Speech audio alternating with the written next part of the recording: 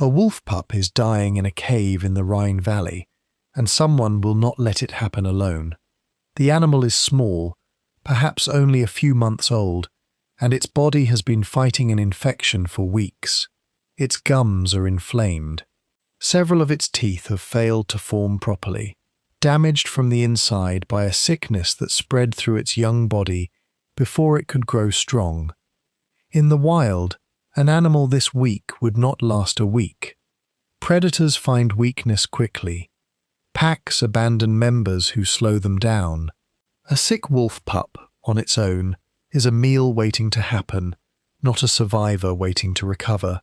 But this pup did recover, at least for a while, long enough for the sickness to leave its mark on bone and enamel, a record written in hard tissue that no soft memory could have preserved, long enough to be fed by hands that were not its mother's, long enough, in the end, to die in the company of two humans, and to be buried carefully beside them, not thrown aside, not left in the open ground beyond the settlement, but placed with intention, close to two members of a late Ice Age family, in a grave that has survived for roughly 14,000 years, near what is now the German town of Bonn. That grave is one of the strongest physical clues we have for one of the strangest transformations in the story of life on Earth. Somewhere in the tens of thousands of years before anyone planted a seed on purpose, before anyone built a permanent house, before anyone had ever seen a field of wheat or a fenced pasture, one of the most dangerous, most independent predators on the planet began sharing its life with human beings. Not as prey, not as a trophy, as something else entirely, a companion, a worker, and eventually a member of the family. This did not happen quickly. It did not happen through one decision, one campfire, one moment where a person looked at a wolf and decided to make it a pet. It happened gradually, across thousands of years, through countless small choices made by wolves and by humans, most of which have left no trace at all. What survives is only the wreckage of that process: bones, teeth, burials, and DNA. And from that wreckage, researchers have spent decades trying to reconstruct one of the oldest and most consequential relationships in human history. Here is the strange part, the part that makes this story worth telling carefully.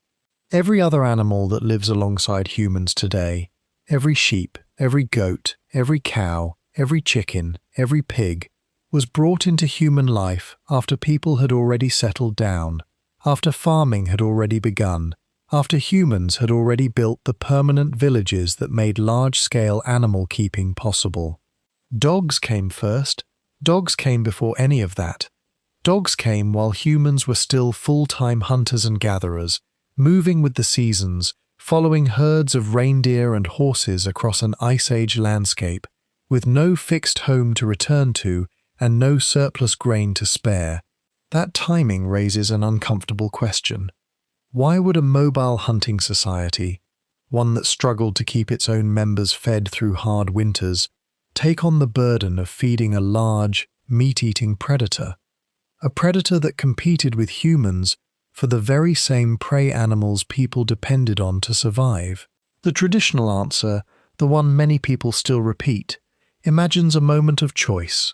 A hunter finds an orphaned wolf pup, feels a flicker of sympathy, decides to raise it.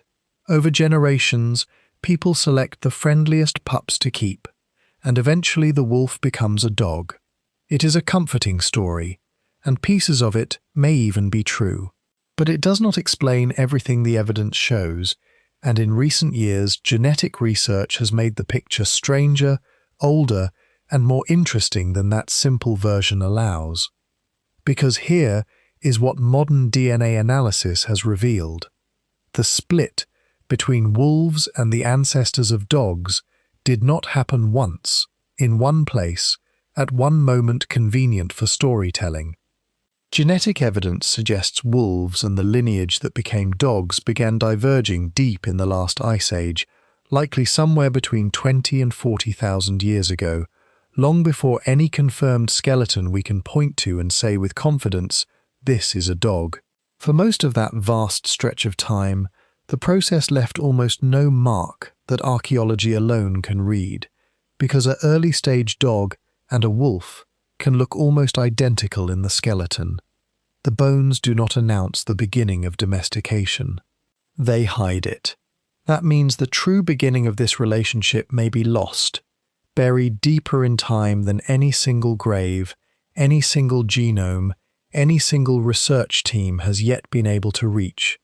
What survives are glimpses: a burial in Germany, a jawbone in Belgium, ancient genomes recovered from Siberia, Turkey, Serbia, and the British Isles, each one a fragment of a much longer and much older story that unfolded across an entire frozen continent.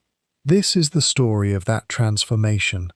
Of two predators, one walking on two legs, one on four, who began as competitors for the same scarce meat in a world of ice and hunger, and ended as partners bound together so completely that neither species has ever fully separated from the other again.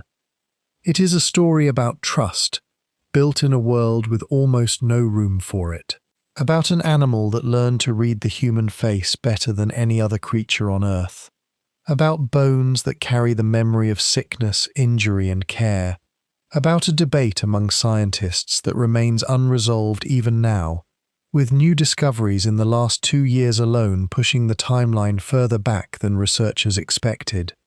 And it is a story about why, tens of thousands of years later, a wolf's descendant still sleeps in human homes, on human beds, closer to us than almost any other living thing. There is something worth sitting with here before the investigation properly begins. Of the many thousands of animal species that have crossed paths with human beings across our history, only a small handful have ever been domesticated at all. And of those, dogs are the only one to enter into partnership with humans, while our own species was still living entirely as hunters and gatherers, with no fixed home, no stored surplus, and no guarantee of tomorrow's meal. Every other domesticated animal, sheep, goats, cattle, pigs, chickens, horses, joined human life only after agriculture had already reorganized how our species lived, after permanent settlements had already created the stability, the surplus, and the enclosed space that large-scale animal keeping requires. Dogs did none of that waiting. They arrived first, into a world of ice and constant movement, and by the time farming finally began, the relationship between our two species was already so old that neither one could fully remember a time before it. Before there were farms, before there were fields, before there was a single planted crop anywhere on the surface of the earth, something extraordinary was already happening between people and wolves. To understand how it began, we have to go back to a world that would be almost unrecognizable to us now, a world locked in ice, where survival depended on reading every possible advantage the land could offer, and where two very different predators were about to discover they needed each other more than either species could have guessed. Chapter 1. A World Made of Ice and Hunger. To understand why a wolf and a human being would ever come to depend on one another, it helps to understand exactly how difficult the world was that both species were trying to survive in.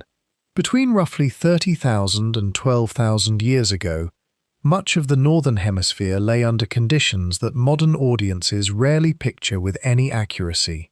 This was the last glacial period, often called the Ice Age, though in truth it was not one static age but a long, uneven stretch of cold, interrupted by shorter, warmer swings and sudden reversals. Vast ice sheets covered large parts of what is now Canada, Northern Europe, and Scandinavia. South of the ice, much of Europe and Asia was covered not in forest, but in open, treeless grassland, known to researchers as the Mammoth Steppe, a cold, dry, wind-swept environment stretching from what is now France and Britain, across the heart of the continent, into Siberia. This landscape supported an extraordinary population of large grazing animals: mammoths, woolly rhinoceroses, wild horses, bison, Reindeer. Giant deer with antlers that could span the length of a small room. These animals moved in herds across the open steppe, following the growth of hardy grasses that could survive cold, dry conditions. And where large herds of grazing animals gather, predators follow. Two predators, in particular, had built their entire way of life around hunting these herds. One was the grey wolf, an animal already ancient by this point, having spread across nearly the entire northern hemisphere over hundreds of thousands of years.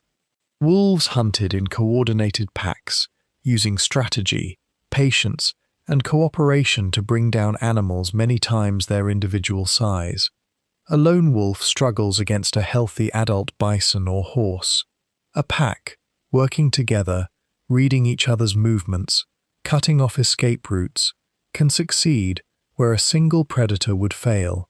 The other major hunter of the Ice Age steppe was Homo sapiens, modern humans, who had spread into Europe and northern Asia by around 45,000 years ago, encountering landscapes, climates, and competitors unlike anything their more southern ancestors had faced. Like wolves, humans hunted large game through cooperation. Groups worked together, using thrown spears, and later, more advanced weapons, to bring down animals that no individual hunter could safely approach alone. Like wolves, humans depended almost entirely on the success of the hunt. There was no agriculture to fall back on, no stored grain, no garden of vegetables waiting through winter. In the depths of an Ice Age winter, when plant food virtually disappeared from the landscape, meat and fat were often the only real source of survival calories available. This created a direct and serious problem. Humans and wolves were not simply living in the same landscape.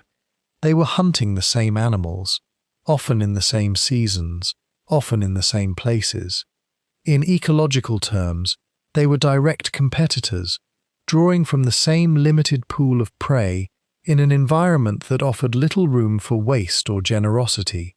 A pack of wolves that stripped a mammoth carcass down to bone before a human group arrived represented a catastrophic loss of food that a family or band could not easily recover from. The same was true in reverse. Human hunters who took the healthiest animals from a herd left wolves to work harder for smaller, weaker prey. This is the essential starting condition of the entire relationship. Long before there was any partnership, any friendship, any companionship between wolves and humans, there was rivalry. Two intelligent, social, cooperative predators competing directly for survival in one of the harshest environments our species has ever inhabited. And yet competition is rarely the whole story between two species sharing a landscape for tens of thousands of years. Wherever there is conflict over resources, there is also the possibility of accommodation, a set of adjustments that allow both parties to reduce the cost of competing directly. This is where the real mystery of dog domestication begins, because somewhere inside that harsh, competitive Ice Age world, one of these two rival predators began, slowly, cautiously, to close the distance between them. Consider what a single hard winter actually meant for a human band living on the mammoth steppe. A group of perhaps 20 to 50 people, spread across a handful of family units, needed to secure enough meat, fat, and hide to survive months of sub-zero temperatures, with daylight hours shrinking to only a handful per day and plant food virtually absent from the landscape. A successful mammoth hunt could feed a group for weeks, but mammoths were neither common nor easy to kill, and much of the animal's meat, if not processed and preserved quickly, would spoil or be lost to scavengers before it could be fully used. Smaller, more frequent kills, reindeer, horses, occasionally bison, formed the more reliable backbone of survival, but even these required constant effort, constant risk, and constant vigilance against failure. Wolves faced an almost identical calculation. A wolf pack of 6 to 10 animals required a comparable amount of meat to sustain itself through the same brutal winters, hunting many of the very same species, using many of the very same strategies: patience, coordinated movement, exploitation of herd weakness, and the pursuit of wounded or vulnerable individual animals separated from the safety of the group. Archaeological evidence from numerous Ice Age sites shows wolf remains and human remains recovered from the same layers, the same general areas, sometimes remarkably close to the same kill sites, a pattern consistent with two predator populations working the same landscape, watching the same herds, and very likely, on occasion, watching each other.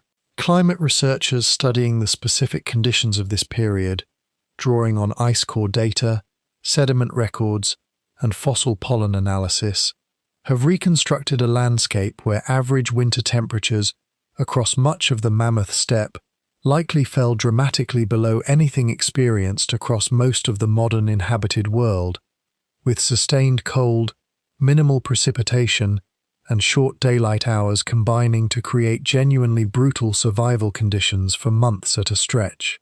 Under these circumstances, the margin between a successful season and a catastrophic one could be extremely thin: a single failed hunt, a sudden illness affecting a key hunter, an early blizzard arriving before adequate stores had been secured. Any of these ordinary misfortunes could tip a human band from manageable hardship into genuine crisis.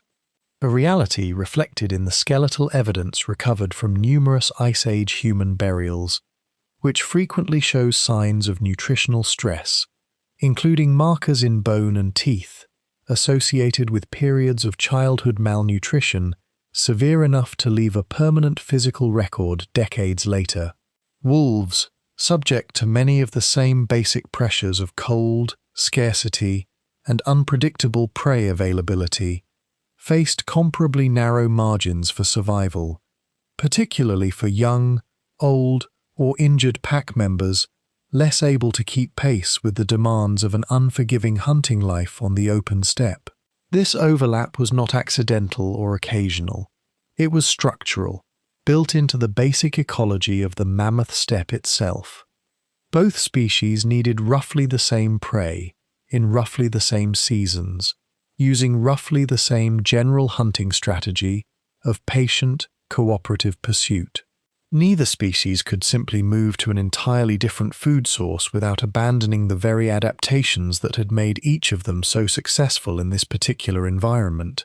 Humans could not suddenly become plant gatherers on a landscape where edible plants barely existed for half the year. Wolves could not simply switch to hunting animals too large or too dangerous for a pack their size to safely bring down. Both were, in a very real sense, locked into competition by the same harsh ecological rules governing survival on the open Ice Age steppe. The wolf that first approached a human camp did not do so out of trust. Trust had not been earned yet. It did so, most researchers now believe, out of hunger, opportunity, and the simple biological pull toward an easier meal than the one available on the open steppe. Human hunting groups left behind waste. A large kill, a mammoth, a bison, a herd of reindeer brought down together, produced far more meat, bone, and organ material than any single group could consume or carry before it spoiled. Around human camps and kill sites, scraps accumulated, bones with marrow still inside them, discarded organs considered less desirable by human tastes, skin, sinew, and fat trimmings left where the butchering happened. To a hungry wolf on the edge of starvation during a hard winter, this represented something remarkable: a concentrated, predictable source of calories, achieved without the enormous physical risk of bringing down a mammoth or a horse on the open steppe. This is where the first serious scientific theory of dog domestication begins, and it does not start with human affection. It starts with wolf opportunism.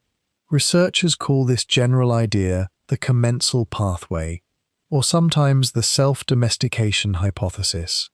Commensal simply means an arrangement where one party benefits while the other is largely unaffected, in this case, wolves gaining a food source from human activity, without humans initially intending to provide it or benefit from it directly. Under this model, domestication did not begin with a person choosing a wolf. It began with wolves choosing humans, or more precisely, with certain individual wolves within a population, making a very different survival choice than the rest of their kind. Not every wolf would have been suited to this new opportunity. Approaching a human camp, lingering near human activity, tolerating the sound, smell, and sudden movement of an alien species, these behaviors would have been dangerous for a wolf with a typical, cautious temperament. Wild wolves are naturally wary of unfamiliar creatures, and that wariness, called flight response, exists for good evolutionary reason. A wolf that runs from potential danger survives to hunt another day. A wolf that lingers too close to an unpredictable weapon-using primate risks death. But wolf populations, like all animal populations, contain natural variation. Some individuals are bolder than others. Some show lower stress responses to unfamiliar stimuli. Some, for reasons rooted in genetics that researchers are still working to fully map, are simply calmer around novelty than the rest of their pack or population. In a normal wolf population living entirely apart from humans, this variation in boldness would not matter much for survival. But in a population living near a resource-rich, unpredictable, potentially useful new neighbor, that same variation in temperament suddenly became evolutionarily significant. The boldest, calmest, least fearful wolves, the ones capable of tolerating proximity to human camps without panicking or fleeing, could access a food source the rest of their population could not safely use. If tolerating human presence meant more reliable calories, especially through the brutal scarcity of an Ice Age winter, then those bolder individuals would have had a survival advantage. They would have been more likely to live through hard seasons, more likely to reproduce, more likely to pass on whatever genetic tendency made them calmer around humans in the first place. Across many generations, this creates a form of natural selection operating not on hunting skill or size or strength, but on temperament itself, on the capacity to tolerate a strange, dangerous, but resource-rich neighbor. Slowly, a distinct population could begin to form. Wolves that lived closer to human activity, that were calmer, less reactive, and increasingly comfortable in a shared landscape. This is a critical point in understanding the story, and it deserves to be stated plainly. Under this model, humans were not, at first, actively domesticating anything. No one was selecting pups. No one was breeding wolves on purpose.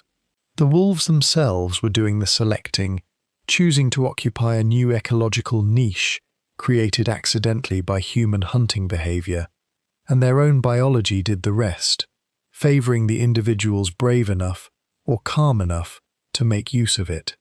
It is a strange thing to consider. In the traditional comforting version of this story, humans are the active party, reaching out, choosing, taming. In this scientific model, the wolf population, or at least a portion of it, may have driven much of the earliest part of the process forward entirely on its own, adapting to human presence the way any wild species adapts to a new resource, long before any human being thought of the animal as anything other than the dangerous predator it had always been. Chapter 2. The Other Possibility. The commensal pathway is not the only serious explanation researchers have put forward for how this relationship began, and any honest account of the science has to include the alternative, because the debate between them remains genuinely unresolved.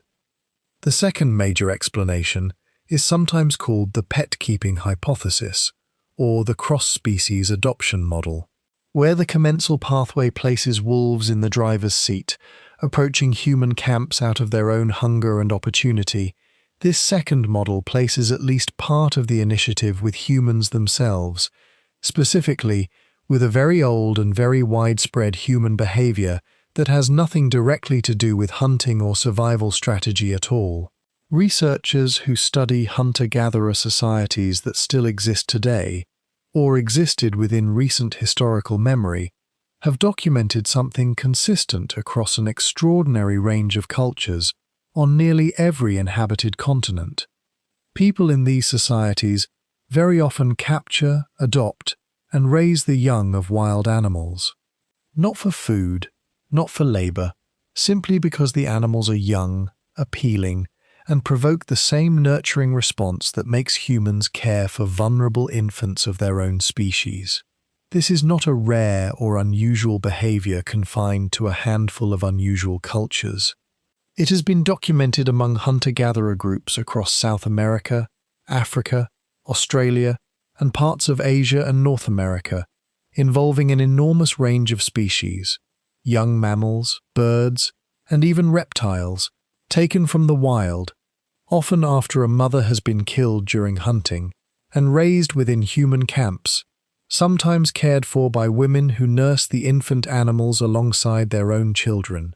Anthropologists working among indigenous communities in the Amazon basin, for instance, have documented households routinely keeping and raising young monkeys, coatis, peccaries, and a range of bird species, animals that are fed, handled daily, and often permitted to move freely through the household, despite offering no meaningful practical return in food, labor, or protection. Similar patterns have been recorded among indigenous Australian communities, where young dingoes, prior to and alongside the arrival of other domesticated dogs, were commonly captured and raised within family camps, sometimes nursed directly by women, and treated with evident affection, despite frequently being released or allowed to return to a more independent existence once they reached maturity. These modern and historically recent observations cannot, on their own, prove that identical behavior occurred among Ice Age humans tens of thousands of years earlier, but they establish something important: the impulse to capture, nurture, and bond with a young wild animal for no clear practical reason is not a modern sentimental invention layered onto human nature only after the pressures of survival eased. It appears to be a deep, recurring, cross-cultural pattern in human behavior, observed independently across dozens of unrelated societies on nearly every inhabited continent, which makes it entirely reasonable to assume the same basic impulse existed among Ice Age humans as well, expressed through the raising of wolf pups whenever circumstance made that possible. If this behavior is as old and as widespread as the anthropological record suggests, then it becomes entirely plausible that Ice Age humans did the same thing with wolf pups.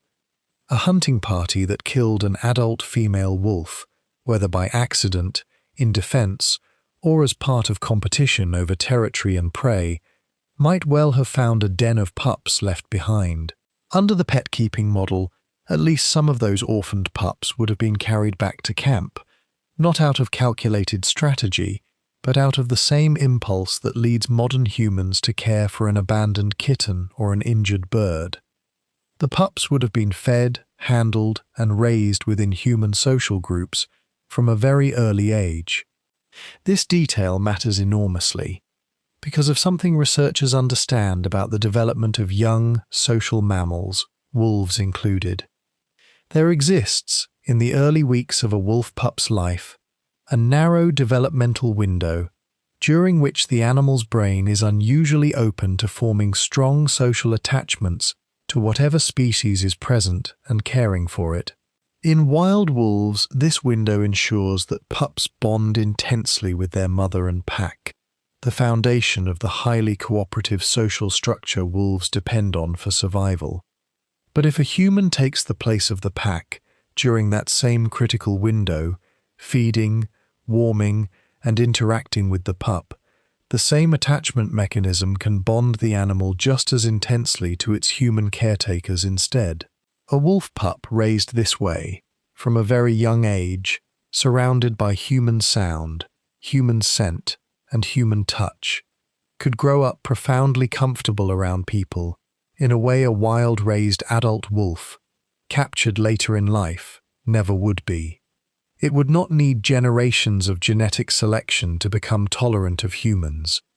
It could become behaviorally tame within a single lifetime, through nothing more than the ordinary, well-documented mechanics of early social bonding. Under this model, then, the earliest steps toward domestication did not require any special genetic boldness, spreading gradually through a wild wolf population over dozens of generations. It required only the repetition, across many separate human groups and many separate hunting seasons over thousands of years, of a single simple human behavior, finding young animals and caring for them. Some of these hand-raised wolves would have died young, victims of disease, accident, or simple incompatibility with human camp life. Some would likely have grown into difficult, even dangerous adults, retaining enough wild instinct to become unmanageable once they reached full size and strength, and periodically abandoned or driven away. But some, across countless attempts spread over enormous stretches of time, would have remained closely bonded to their human caretakers into adulthood, potentially breeding with other tame or semi-tame wolves nearby, and beginning to establish, however inconsistently at first, a lineage of animals genuinely comfortable living among people. It is worth pausing here to be honest about what this second model does and does not explain well, because responsible investigation means weighing competing evidence rather than choosing the more appealing story. The pet-keeping hypothesis fits comfortably with what we know about widespread human behavior toward young animals. It explains, more naturally than the commensal model does, how genuine emotional bonds between individual humans and individual wolves might have formed early in the process, rather than emerging only after generations of purely biological selection for boldness. But the pet-keeping model faces a serious practical challenge of its own. Raising a wolf pup to adulthood, particularly in a mobile hunting society with limited food surplus, is neither easy nor cheap. Wolf pups require substantial quantities of meat as they grow, meat that a family or band, already stretched thin by the demands of Ice Age survival, would have had to divert from its own members. An adult wolf, even one raised from infancy among humans, retains formidable predatory instincts, considerable strength, and the potential to become dangerous, unpredictable, or simply too costly to maintain, especially during lean seasons when human groups themselves faced hunger. This raises the genuinely difficult question underlying the entire domestication debate.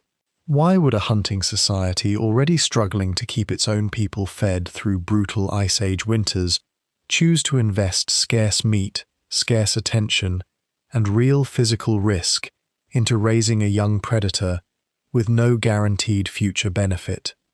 Neither model, on its own, fully answers that question in a way every researcher accepts.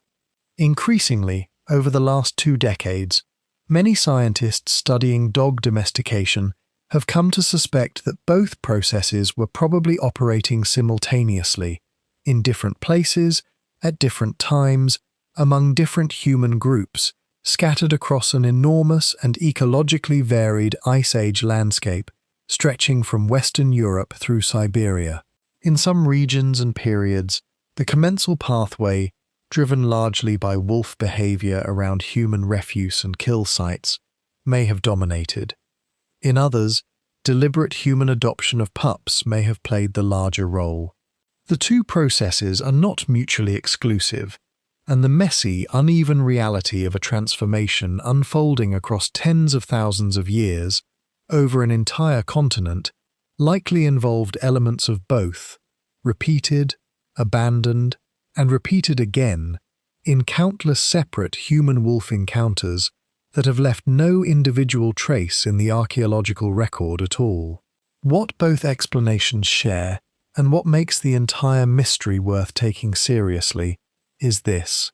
Neither one requires humans to have set out, from the very beginning, with a clear plan to create a new, domesticated species.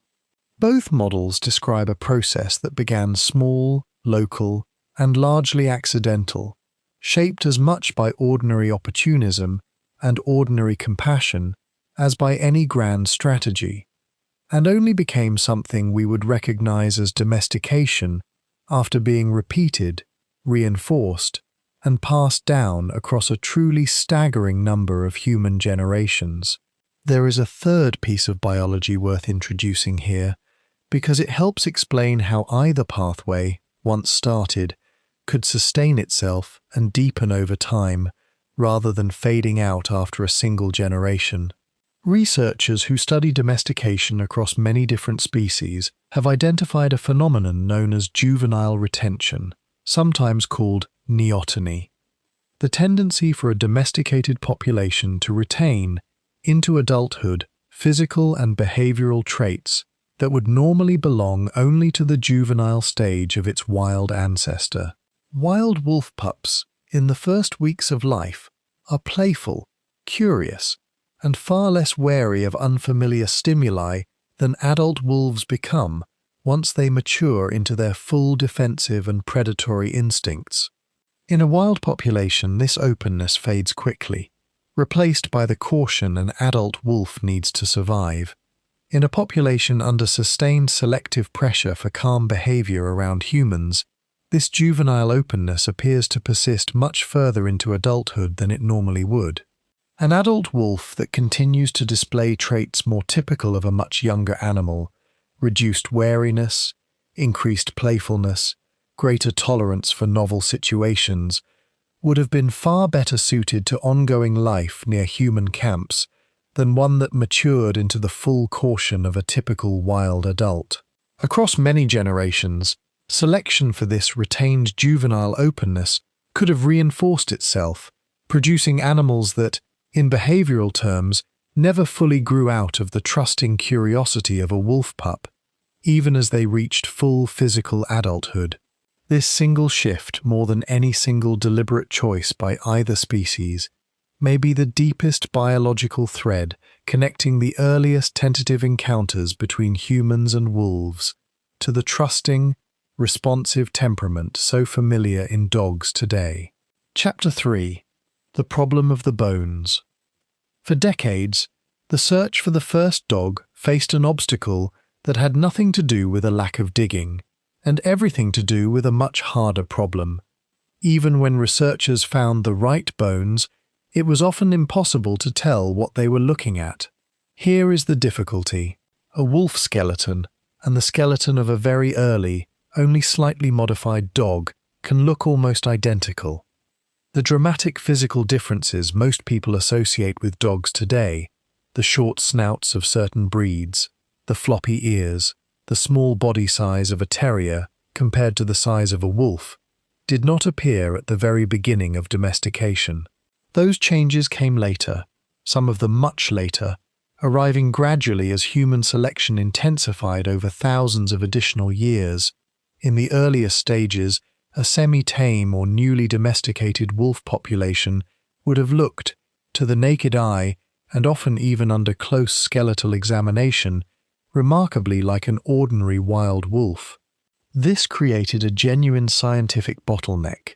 For most of the 20th century, researchers trying to identify the earliest dogs had to rely primarily on skeletal measurements, comparing the size and shape of jawbones, skulls, and teeth against known wolf and dog specimens, looking for subtle differences in proportion that might indicate the beginnings of domestication. This approach produced real results, but it also produced enormous disagreement. A skull that one specialist confidently identified as an early dog, another specialist, measuring the very same bone with a slightly different method, might identify as an unusually small wolf. Behavioral changes, the very things that define domestication at its core, tolerance of humans, reduced fear response, willingness to remain near a camp rather than flee, leave no mark on bone at all. They simply do not fossilize. This is why, for a very long time, the question of exactly when dogs first appeared remained frustratingly unresolved, with different research teams proposing dates that varied by tens of thousands of years, based largely on how confidently they were willing to call an ambiguous skeleton a dog rather than a wolf. Consider the specific measurements researchers have historically relied upon. One commonly used method involves the curvature and depth of the lower jawbone, since domesticated canids, even in early stages of domestication, tend to show subtle differences in jaw shape compared to wild wolves of the same period. Differences believed to be connected to changes in diet and chewing behavior as animals shifted towards scavenging human food waste rather than relying entirely on hunting and consuming whole prey animals in the wild. Another method involves tooth crowding and overall tooth size relative to jaw length, since domestication in many species tends to produce a gradual reduction in tooth size that does not always keep pace with corresponding changes in jaw and skull proportions. A further method involves overall skull width relative to length, since domesticated canid skulls, across many studied populations, tend to broaden somewhat compared to the more elongated skull shape typical of wild wolves. Each of these measurements, taken individually, exists along a continuous spectrum rather than a clean dividing line, and each was subject to considerable natural variation even within populations of confirmed wild wolves, particularly across different wolf subspecies and different geographic regions, some of which included naturally larger or more robust individuals than others. A specimen falling in the overlapping middle portion of this spectrum, neither clearly within typical wolf range nor clearly within typical dog range, could reasonably be classified either way depending on which specific measurements a given research team chose to emphasize and which comparative wolf population they used as their baseline for comparison. This ambiguity was not a matter of researchers being careless or unrigorous. It reflected a genuine underlying biological reality.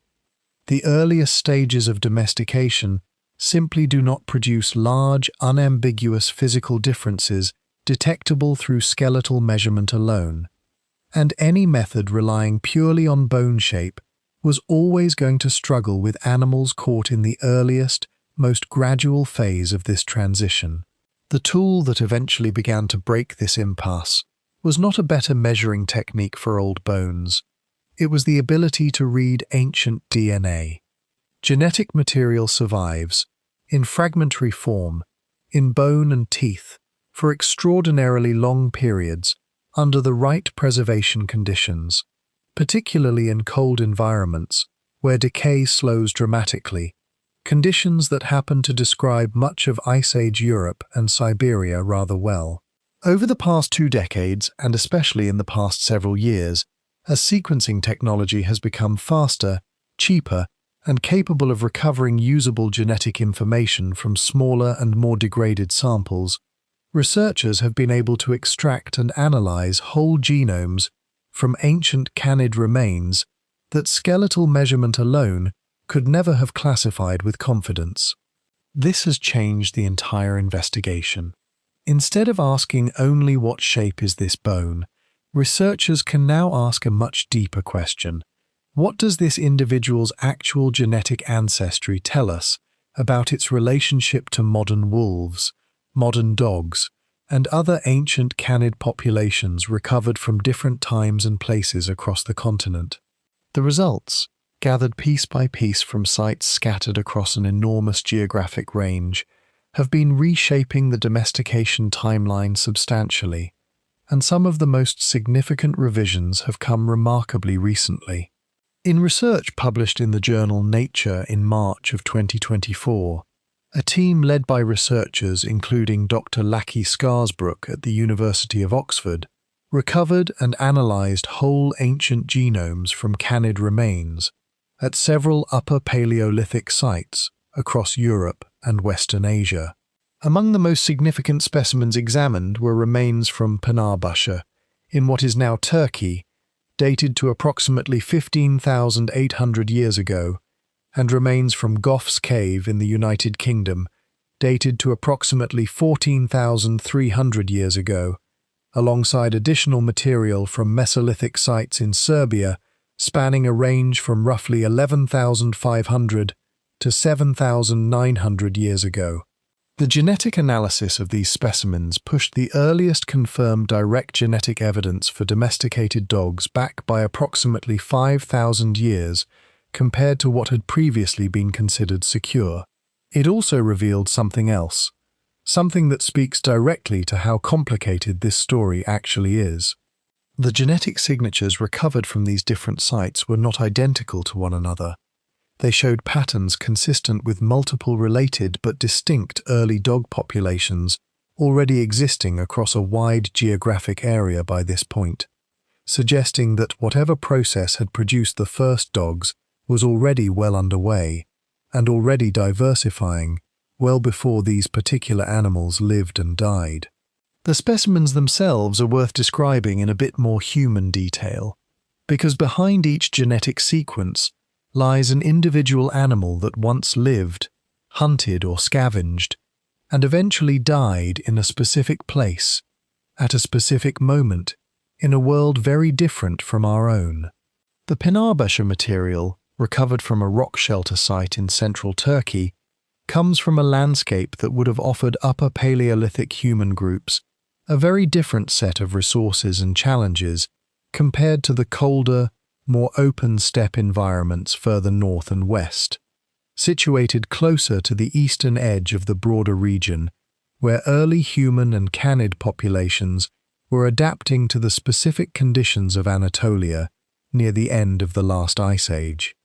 The Gough's Cave material, by contrast, comes from a site in southwest England already well known to archaeologists for extensive evidence of human activity dating to the late Upper Paleolithic, including evidence connected to the human population that occupied Britain during a period when the island was still connected to the European mainland by dry land, before rising post-glacial sea levels eventually severed that connection and created the English Channel as it exists today.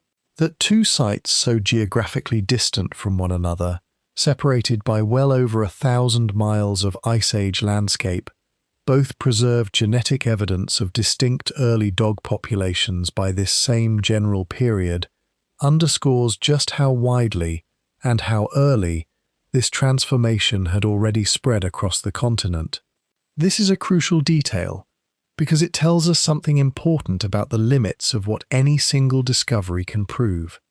When researchers find genetic evidence of a distinct dog population at a site dated to roughly 15,000 years ago, that date represents a floor, not a ceiling.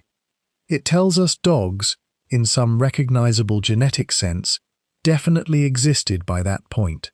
It does not tell us when the process actually began, because the underlying genetic divergence between the wolf lineage and the lineage that produced dogs, according to broader population genetic modeling, appears to trace back considerably further into a period between roughly 20 and 40,000 years ago, a stretch of time from which almost no confirmed dog remains have yet been recovered at all.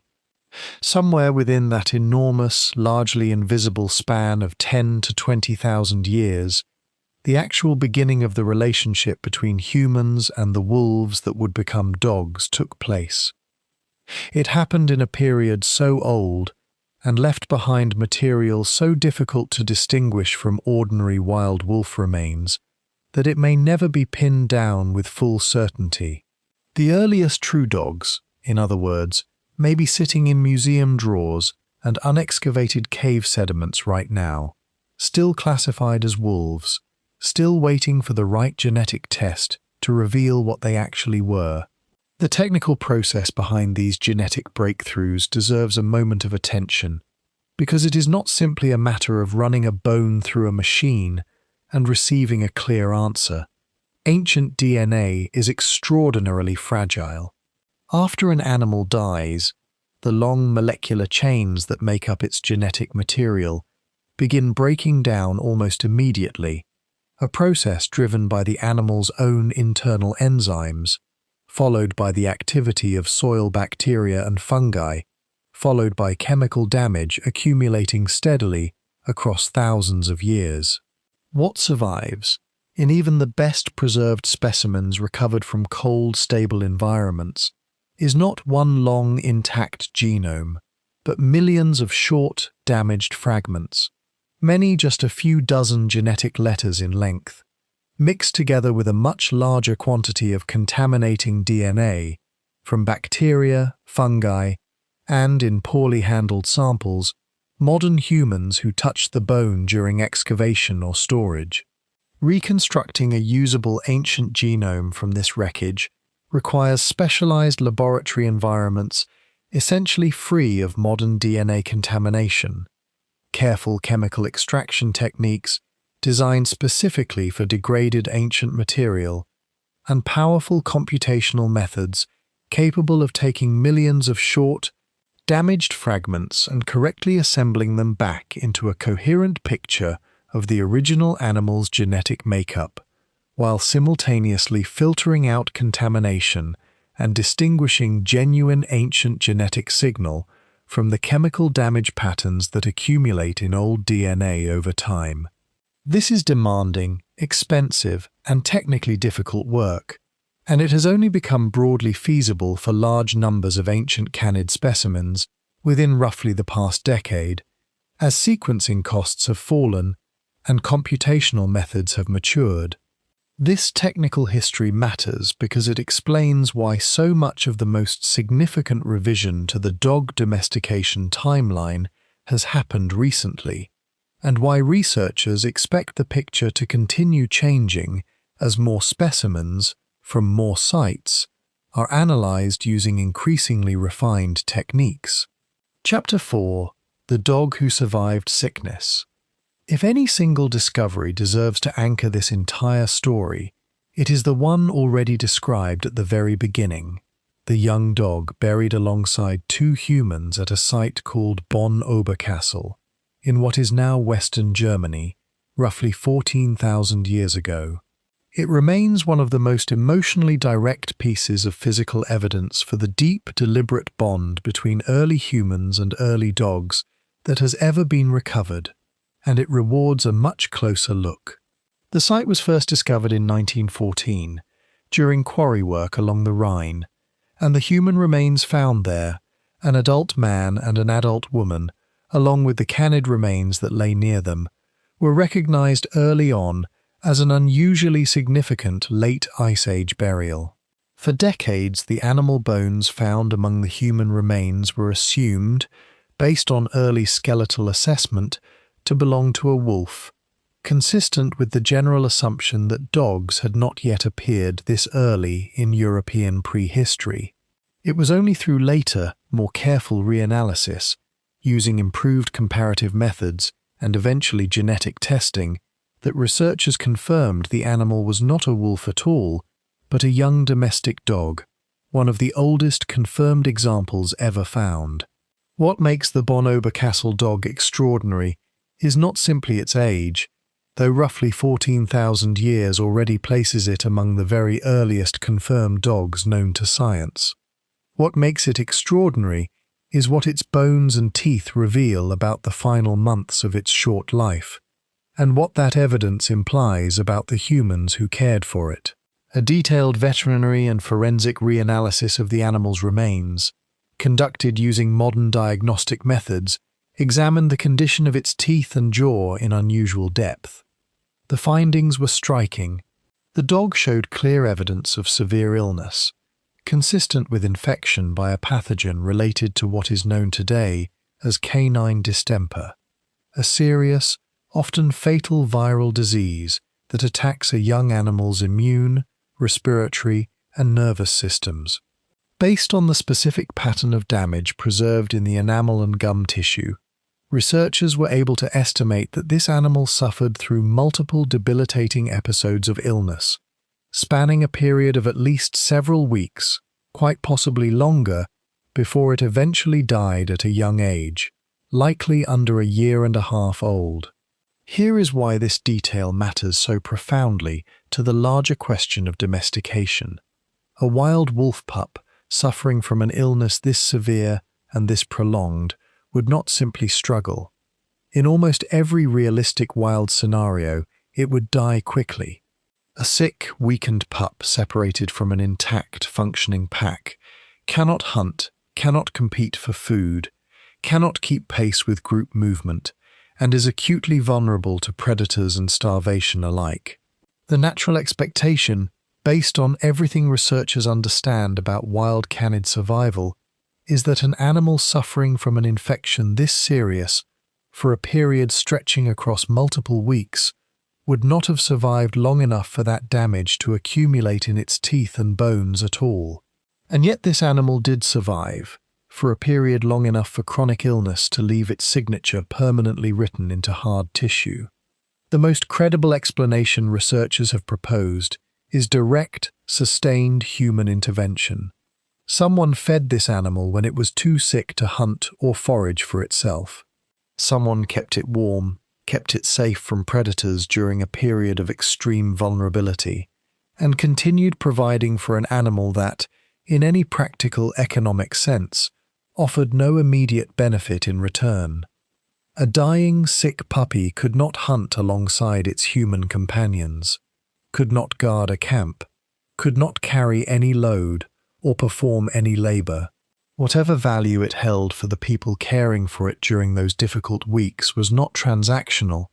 It was something closer to what we would recognize today as simple, direct compassion, sustained care for a vulnerable, ailing creature, offered with no guarantee, and quite possibly no expectation, of any practical return. When the animal eventually died, it was not discarded, it was buried, carefully and deliberately, alongside two human individuals, in a shared grave that suggests these people considered the dog to be, in some meaningful sense, part of their family or their social world, worthy of the same careful treatment in death that they gave to their own dead. This single burial, more than almost any other piece of evidence recovered from this period, complicates the simplest, most purely economic explanations for early domestication. It is difficult to explain a family investing weeks of scarce food and sustained physical care into an obviously non-productive, actively burdensome sick animal purely through cold cost-benefit reasoning. Something more than utility appears to have been operating in that Ice Age household along the Rhine, something recognizable across an enormous span of time as an early expression of the same emotional bond that leads a modern family to nurse an ailing pet through illness, rather than simply abandon it. When the animal eventually died, it was not discarded.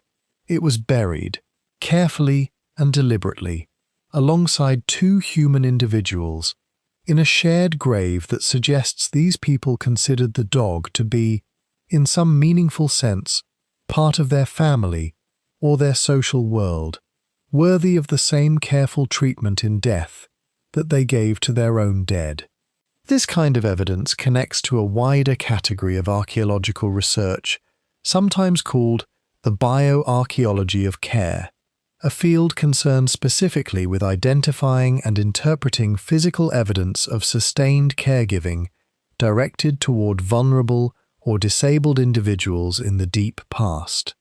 Researchers working in this field have developed careful methodological standards for distinguishing genuine evidence of care from other possible explanations for an unusual burial or an unexpected pattern of survival, since responsible interpretation requires ruling out simpler explanations before concluding that deliberate compassion was involved.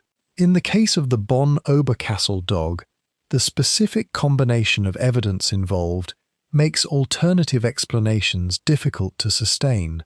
The prolonged nature of the illness, spanning multiple documented episodes across at least several weeks, rules out a simple, sudden death shortly after infection.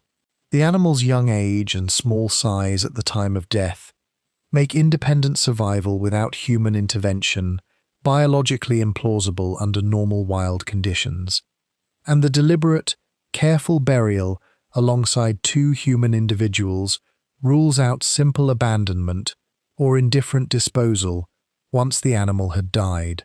Taken together, these three separate lines of evidence converge on the same conclusion from three independent directions, which is precisely the kind of convergent, multi-method support that gives researchers genuine confidence in an interpretation rather than relying on any single, more easily disputed piece of evidence standing alone. It is worth being careful here, in the spirit of responsible investigation, not to overstate what a single burial can prove.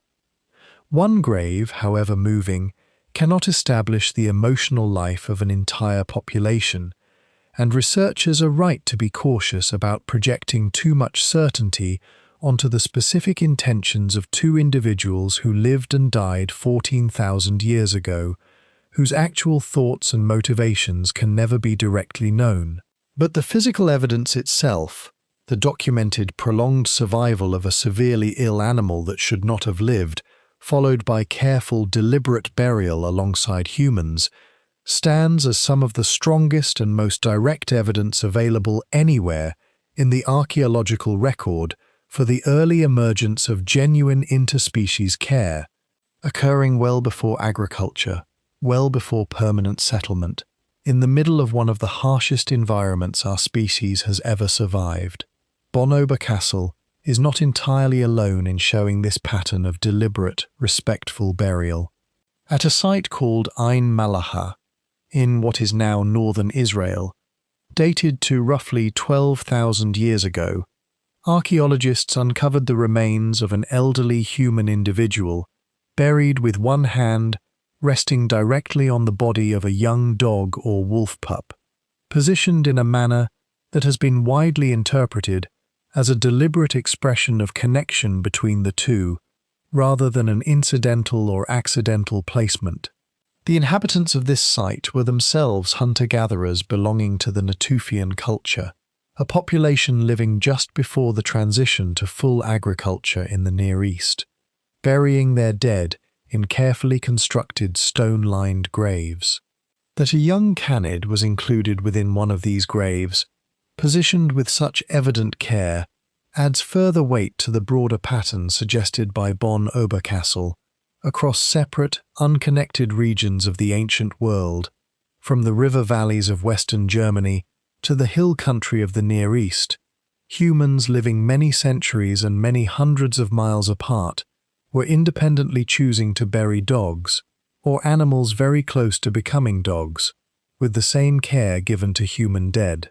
A separate and somewhat different case, sometimes cited alongside these dog burials, involves a burial recovered in the Czech Republic, containing the remains of an elderly human alongside a fox, rather than a canid more closely related to wolves. Researchers examining this burial noted that the unusual, deliberate positioning of the fox within the grave made it difficult to interpret simply as a discarded object or hunting trophy, leading some to argue that it, too, reflected a special, companion-like relationship between the animal and the people who buried it, rather than a purely practical or symbolic inclusion.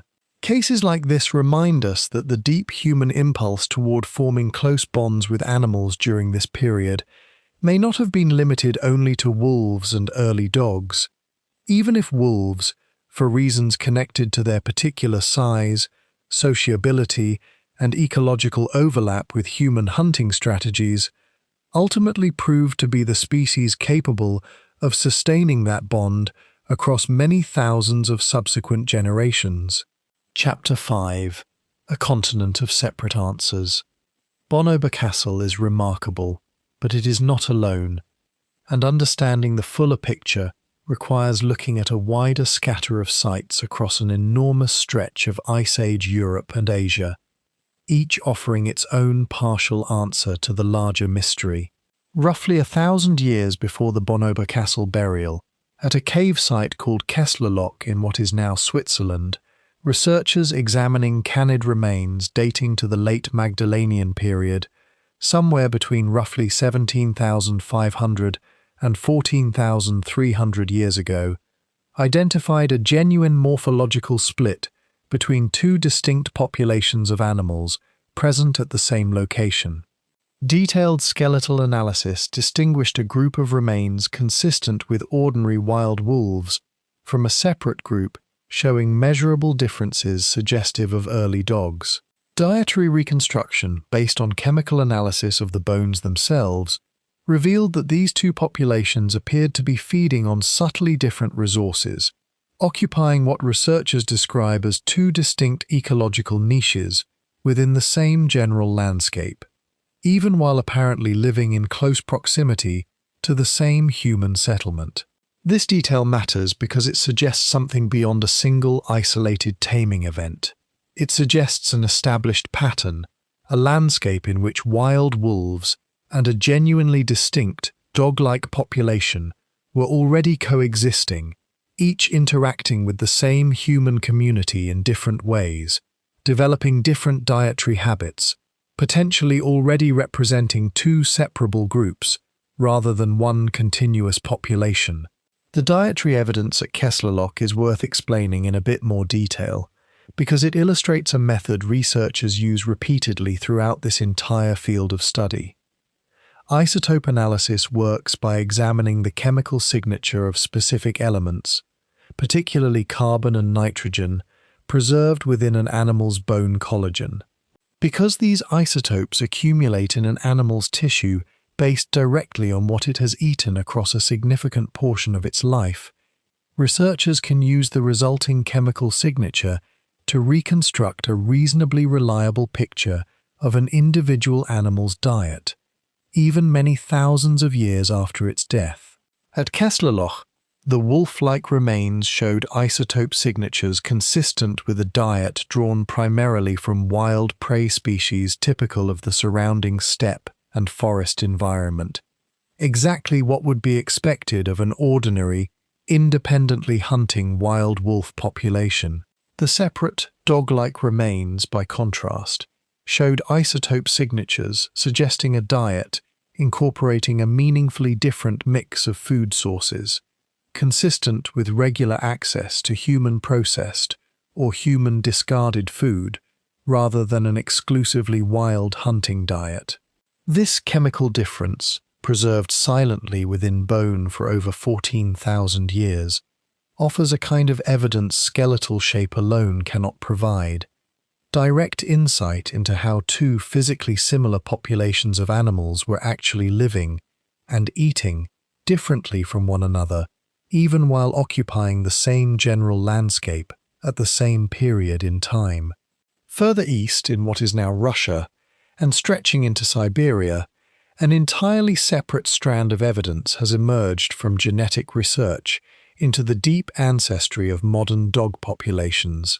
A particularly striking case involves what researchers have called Zhukov-related ancestry, named for a small island off the northeastern coast of Siberia, where remains of very early sled dog-like animals have been recovered. Genetic analysis published in research examining dozens of ancient dog genomes spanning nearly 10,000 years, from East Asia across the West Eurasian steppe, has revealed strong correlations between the movement and genetic ancestry of ancient dog populations and the movement and ancestry of specific ancient human populations, including groups researchers refer to as ancient Paleo-Siberians, along with Eastern hunter-gatherer populations, early East Asian populations, and later steppe pastoralist groups. What this research reveals, in plain terms, is that dogs did not simply appear once, in one place, and then spread outward unchanged. Instead, as different human populations moved, mixed, and dispersed across an enormous Ice Age and post-Ice Age landscape, their dog populations appear to have moved, mixed, and dispersed right alongside them in a manner closely tracking human migration patterns across thousands of years. In some cases, researchers have found that dog populations from geographically distant sites show closer genetic relationships to one another than to dog populations physically nearer to them, a pattern that only makes sense if those distant dog populations were carried along by connected human groups, traveling and trading across vast distances, rather than developing independently in isolated local pockets. There is also a genuinely fascinating puzzle buried within a specific piece of this research. A study of ancient dog remains from the Lake Baikal region of Siberia found that these particular dogs showed a stronger genetic connection to the more geographically distant Zhukov dog population than to any nearer population, despite Zhukov dogs having lived roughly 2,000 years earlier than the Lake Baikal specimens. This unusual pattern indicates that the ancestry represented at Zhukov was not a one-time, localized event. It had already spread widely enough and persisted long enough to still be genetically detectable in dog populations living 2,000 years later and a considerable distance away.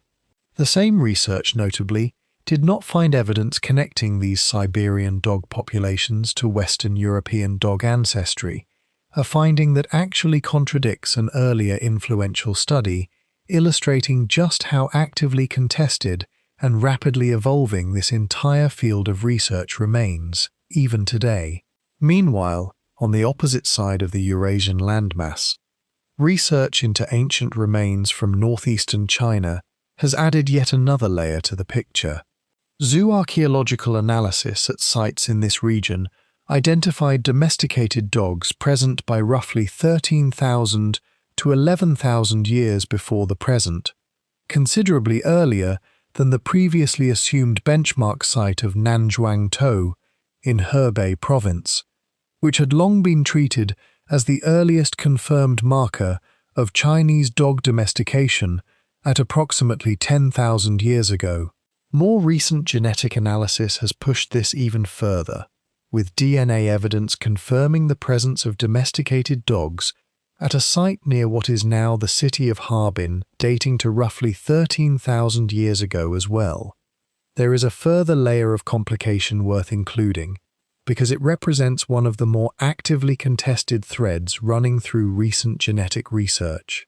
A substantial body of published genetic analysis, drawing on comparisons across large numbers of modern dog genomes worldwide, has argued that the greatest overall genetic diversity among dog populations today is concentrated in East Asia, a pattern that, under standard principles of population genetics, often points toward a geographic region of origin, since populations tend to accumulate the most internal diversity closest to where they have existed the longest. Building on this reasoning, some research teams have argued for a single East Asian origin for all dogs, with early domesticated populations later spreading outward across Eurasia and eventually into the Americas, mixing to varying degrees with local wolf populations along the way. This view sits in tension with genetic and archaeological evidence, including the 2024 Oxford-led findings and the Bonn-Oberkassel and Kessler-Loch material, all of which point toward independently significant, very early dog populations already established in Western Europe. Reconciling these apparently competing lines of evidence remains an active area of ongoing research and academic debate. One possibility, favored by a number of researchers working in this field, is that the true picture involves considerably more genetic mixing between early, geographically separated dog populations and between dogs and local wolf populations they periodically encountered as human groups migrated and made contact with one another, than a simple single-origin model would suggest. Under this more complex view, the high diversity observed in East Asian dog populations today may reflect not necessarily a single point of origin, but a long, complicated history of repeated contact, admixture, and exchange between multiple early dog lineages arriving from different directions over an extended period of time, rather than one clean point on the map where the entire story began. Considered together, this scattered, sometimes contradictory body of evidence tells us something the simplest popular version of the dog domestication story rarely captures. This was not one clean event, occurring at one moment in one location, that then spread neatly outward like ripples across a pond. It appears instead to have been a messier, more distributed process, unfolding across an enormous stretch of Eurasia, involving multiple human populations, in multiple regions, likely at multiple points in time, some of them possibly entirely independent of one another, others connected through the same long chains of human migration, contact and exchange, that were reshaping the human world during this same extraordinary period. Some researchers remain genuinely divided over how many separate, truly independent domestication events actually occurred, versus how much of the apparent geographic diversity in early dog genetics reflects a single earlier origin, followed by extensive later mixing between dog populations and local wolf populations as dogs spread outward with human groups. This is not a settled question, and honest science does not pretend otherwise. It is worth naming plainly why this particular question has proven so difficult to resolve, even with the considerable advances in ancient genome sequencing achieved over the past several years. Distinguishing a genuinely independent second domestication event from a single origin followed by later regional mixing requires extremely dense, well-preserved genetic sampling across many different time periods and many different geographic regions simultaneously, since the two scenarios can, under certain conditions, produce genetic patterns that look deceptively similar to one another when only a limited number of specimens are available for comparison. Every additional ancient genome successfully recovered and sequenced narrows the range of plausible explanations a little further, but the underlying question remains, for now, a matter of which interpretation the currently available evidence favors most strongly, rather than one that has been conclusively and permanently settled beyond any reasonable dispute. What the evidence does establish clearly is this: by the time recognizable genetically confirmed dogs appear across sites spanning from Western Europe through Siberia and into East Asia, they are already present across an enormous geographic range, already showing meaningful genetic diversity between regional populations, and already deeply, measurably entangled with the movements of the specific human communities living alongside them. The relationship, whatever its exact origin or origins, had already become something durable, widespread, and deeply woven into the fabric of human life across an entire continent, long before any of these populations had planted a single crop. Chapter 6. The Case That Does Not Fit. Every honest investigation eventually runs into evidence that resists the tidy shape of its own conclusions, and the story of dog domestication has one of these moments sitting near its very center. It involves a set of remains far older than anything discussed so far, and it has divided researchers for years. At a cave site in Belgium called Goyet, researchers examined a fossil canid skull dated to approximately 31,700 years ago, a date that, if the identification holds, would place it many thousands of years before Bonn-Oberkassel, before Kesslerloch, before nearly every confirmed dog discussed so far in this investigation. The skull's proportions, a shortened snout, a broadened brain case relative to typical wolf skulls of the same period, and other measurable features, led the original research team to classify it as an early domesticated dog, describing it in published research as among the oldest dog-like canid remains ever identified. If this classification is correct, it would suggest the process of domestication, or at least some meaningful physical divergence between wolves and an early proto-dog population, was already underway more than 30,000 years ago, deep within a period so early that it predates nearly every other line of evidence this investigation has drawn upon.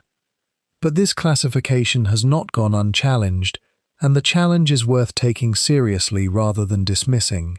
Other researchers, re-examining the same skull and applying different comparative statistical methods, have argued that its measurements fall within the normal range of variation seen in wild Pleistocene wolves, particularly larger, more robust wolf populations known to have existed during this period, populations somewhat different in build from modern wolves.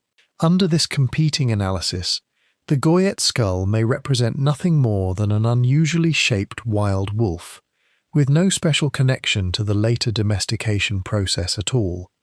Subsequent genetic testing of the Goyet specimen has added another layer of complexity rather than resolving the dispute outright.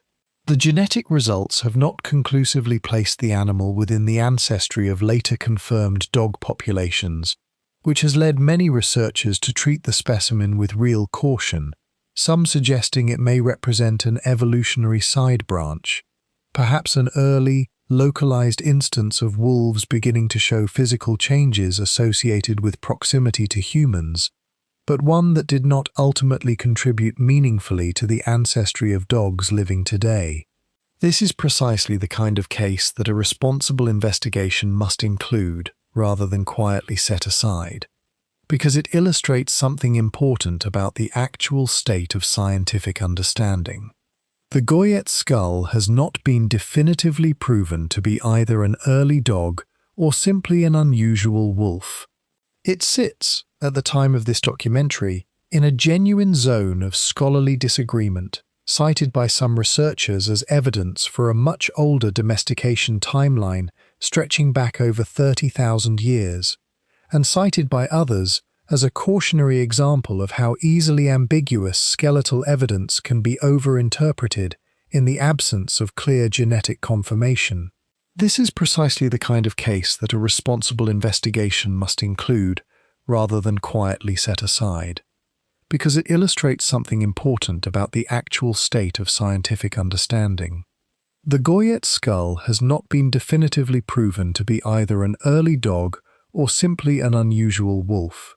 It sits, at the time of this documentary, in a genuine zone of scholarly disagreement, cited by some researchers as evidence for a much older domestication timeline stretching back over 30,000 years, and cited by others as a cautionary example of how easily ambiguous skeletal evidence can be overinterpreted in the absence of clear genetic confirmation. This kind of open, ongoing disagreement is not unusual within paleogenetics and archaeology more broadly, and it is worth explaining why, since audiences accustomed to seeing scientific findings presented as settled facts sometimes assume that any remaining uncertainty reflects poor or incomplete research. In reality, single, ambiguous specimens like the Goyet skull are common throughout the fossil and archaeological record of nearly every species researchers study, precisely because evolution and behavioral change rarely produce clean, sudden transitions. Most biological transformations, domestication very much included, unfold as a gradual continuum, meaning that specimens caught early in that continuum will, almost by definition, sit in a genuinely ambiguous zone between two more clearly defined end states. Responsible researchers, when confronted with this kind of ambiguous case, generally choose to report the uncertainty honestly, presenting competing interpretations alongside the evidence supporting each, rather than forcing a premature, falsely confident conclusion simply for the sake of a tidier answer. The ongoing disagreement over Goyet, far from representing a failure of the scientific process, actually reflects that process working as intended, with competing research teams testing, challenging, and refining one another's interpretations as new evidence and new analytical techniques become available. The disagreement over Goyet connects to a larger, more fundamental complication running through this entire investigation, one that deserves to be named directly rather than smoothed over for the sake of a cleaner narrative. There is a meaningful gap between what population genetics tells us about when the wolf and dog lineages likely diverged and what direct physical and genetic evidence from actual ancient remains can currently confirm.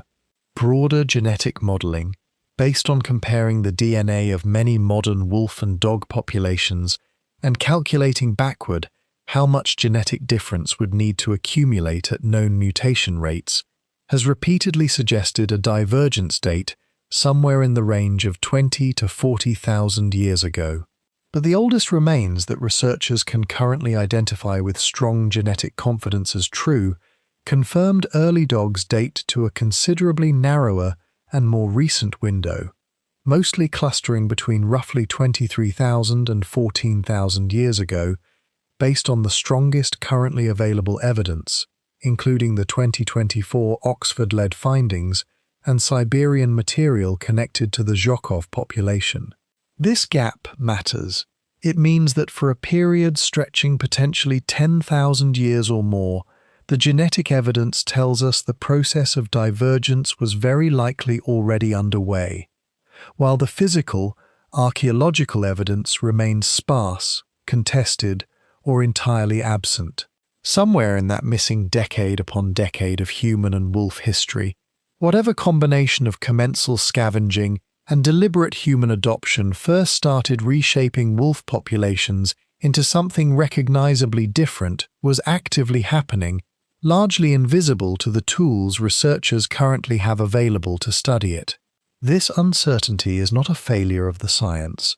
It is an honest reflection of how difficult it is to reconstruct behavioral change, the growing tolerance of one species for another, the slow accumulation of trust across countless individual encounters, from a fossil and genetic record that captures physical structure far more reliably than it captures behavior. Every confirmed dog discovery pushes the confirmed timeline a little further back. The 2024 discoveries pushed it back by roughly 5,000 years compared to what had been considered secure only a short time earlier. It is entirely possible, perhaps even likely, that future discoveries, using techniques not yet developed, will push the confirmed date back further still, inching closer to whatever true, still unknown beginning this relationship actually had. Part of what makes this gap so persistent involves the dating methods themselves and the layers of uncertainty built into every single date mentioned throughout this investigation. Most of the ages discussed here rely primarily on radiocarbon dating, a technique that measures the decay of a radioactive form of carbon absorbed by living organisms during their lifetime, which continues decaying at a known, steady rate after death. Radiocarbon dating is a genuinely powerful and well-established tool, but it carries built-in margins of error, typically expressed as a range rather than a single precise year, and its reliability can be affected by the specific preservation conditions of the material being tested, the particular calibration curve used to convert a raw radiocarbon measurement into an actual calendar date, and, in bone specifically, the risk of contamination from surrounding soil chemistry accumulated over many thousands of years of burial.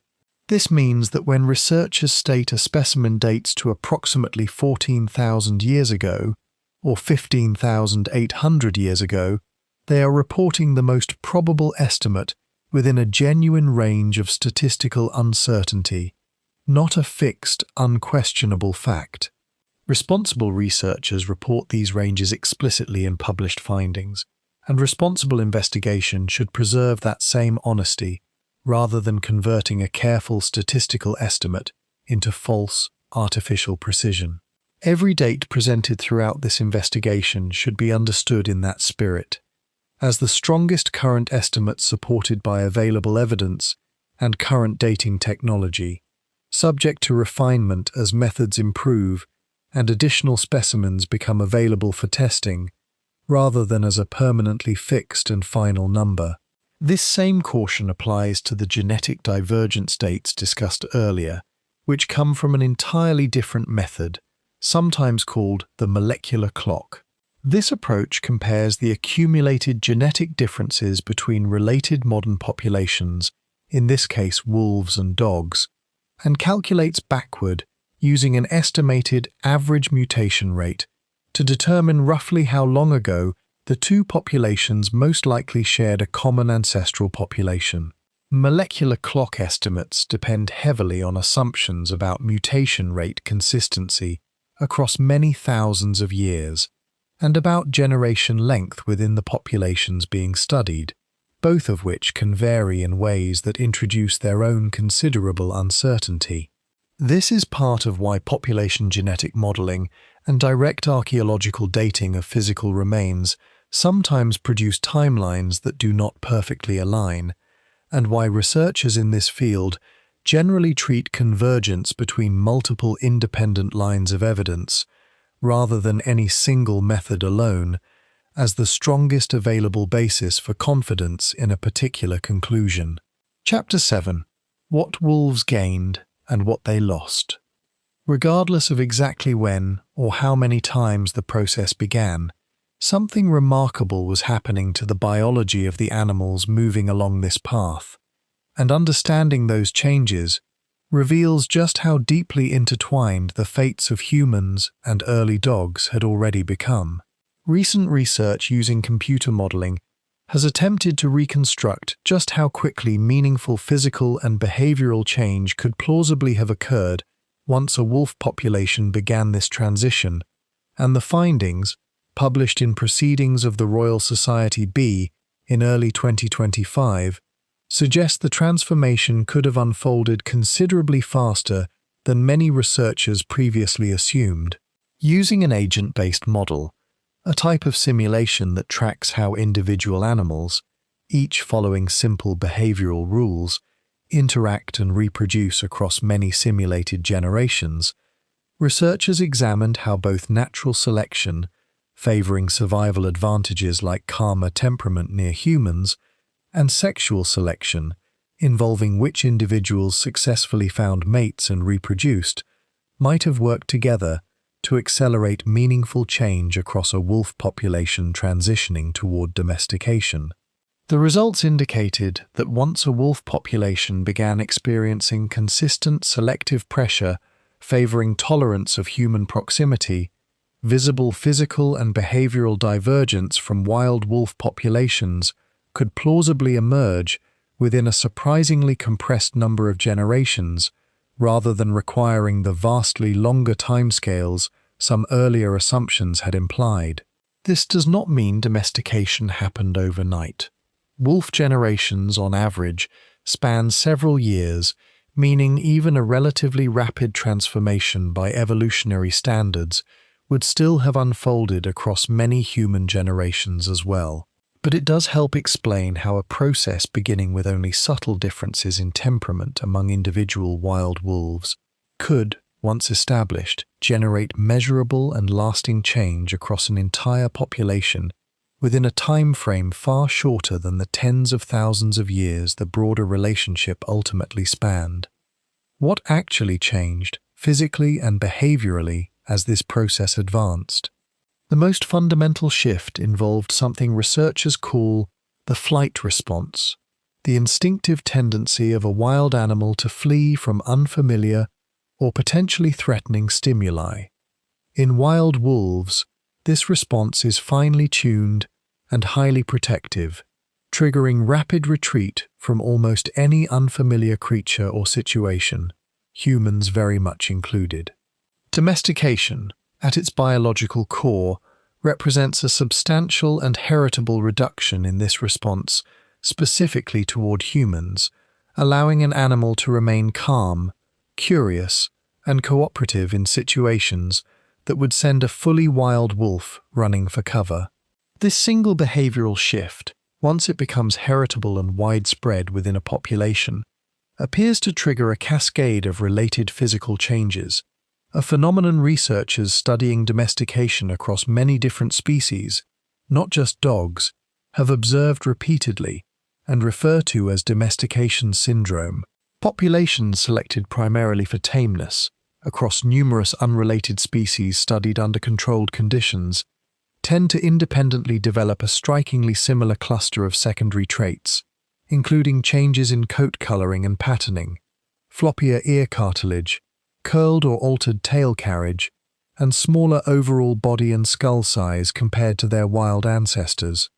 Researchers do not fully agree on the precise underlying biological mechanism connecting reduced fear response to this wider cluster of physical changes, though leading explanations focus on the role of a group of embryonic cells called neural crest cells, which influence the development of numerous different tissues throughout an animal's body, including portions of the adrenal system connected to stress and fear responses, alongside pigment cells, ear and tail cartilage, and other structures. Selecting strongly for calm, low-fear behavior may, through this shared embryonic pathway, inadvertently produce these other physical changes as a kind of biological side effect, rather than each trait being separately and deliberately selected on its own. This helps explain something that might otherwise seem strange: why early dogs, even before humans began deliberately shaping their appearance for specific practical or aesthetic purposes, may have already begun to look subtly different from wild wolves, showing the faint early signs of the traits we now consider distinctly dog-like as an incidental consequence of selection for a single underlying trait: comfort and calm in the presence of humans. The neural crest connection, while still an active area of ongoing research rather than a fully settled conclusion, offers a genuinely elegant biological explanation for a pattern that had puzzled researchers studying domestication across many different species for a long time. During early embryonic development, in mammals generally, a specific population of cells known as neural crest cells migrates outward from the developing spinal cord to a wide range of destinations throughout the growing embryo, eventually contributing to the formation of numerous seemingly unrelated structures, including portions of the skull and facial cartilage, pigment-producing cells scattered throughout the skin and fur, cartilage within the outer ear, and portions of the adrenal gland system directly involved in regulating an animal's stress and fear response. Because all of these seemingly unconnected structures trace back to the same shared population of early embryonic cells, a genetic change affecting how actively or how extensively neural crest cells migrate and develop during early embryonic growth could plausibly produce effects across this entire range of structures simultaneously, rather than requiring separate, independent genetic changes for each individual trait. Selecting strongly for one specific outcome connected to this shared cellular origin, in this case, a calmer, less reactive adrenal stress response, reducing an animal's fear of humans, could therefore plausibly drag along, as an unintended side effect, changes to fur pigmentation, ear cartilage flexibility, and other seemingly unrelated physical features, exactly the pattern observed repeatedly across numerous domesticated species studied so far. But this transformation was not without cost, and a responsible account of this history should resist presenting domestication as a purely beneficial arrangement for the wolves involved. Reduced fear response and increased tolerance for humans likely came bundled, in at least some cases, with reduced effectiveness in purely wild contexts. An animal less inclined to flee from unfamiliar stimuli may also be a less cautious, less consistently successful wild predator, more vulnerable to genuine dangers that a fully wild wolf's sharper flight response would have helped it avoid. Early proto-dogs, increasingly dependent on human-adjacent food sources and increasingly divergent in temperament from fully wild wolf populations, were likely becoming progressively less equipped to survive entirely independently outside the growing partnership with humans that was reshaping their biology and their behavior alike. In evolutionary terms, this population was trading a portion of its wild independence for access to a stable, human-connected ecological niche. It is a trade that, examined across the full sweep of the following 14,000 years, has proven extraordinarily successful for the descendants of these animals, now numbering in the hundreds of millions worldwide, far outnumbering wild wolves by an enormous margin. But it was not a guaranteed or foreseeable success at the time. It was a gradual, uncertain drift away from full wild independence, driven generation after generation by nothing more than which individual wolves happen to survive, reproduce, and pass along their particular temperament to the next litter of pups.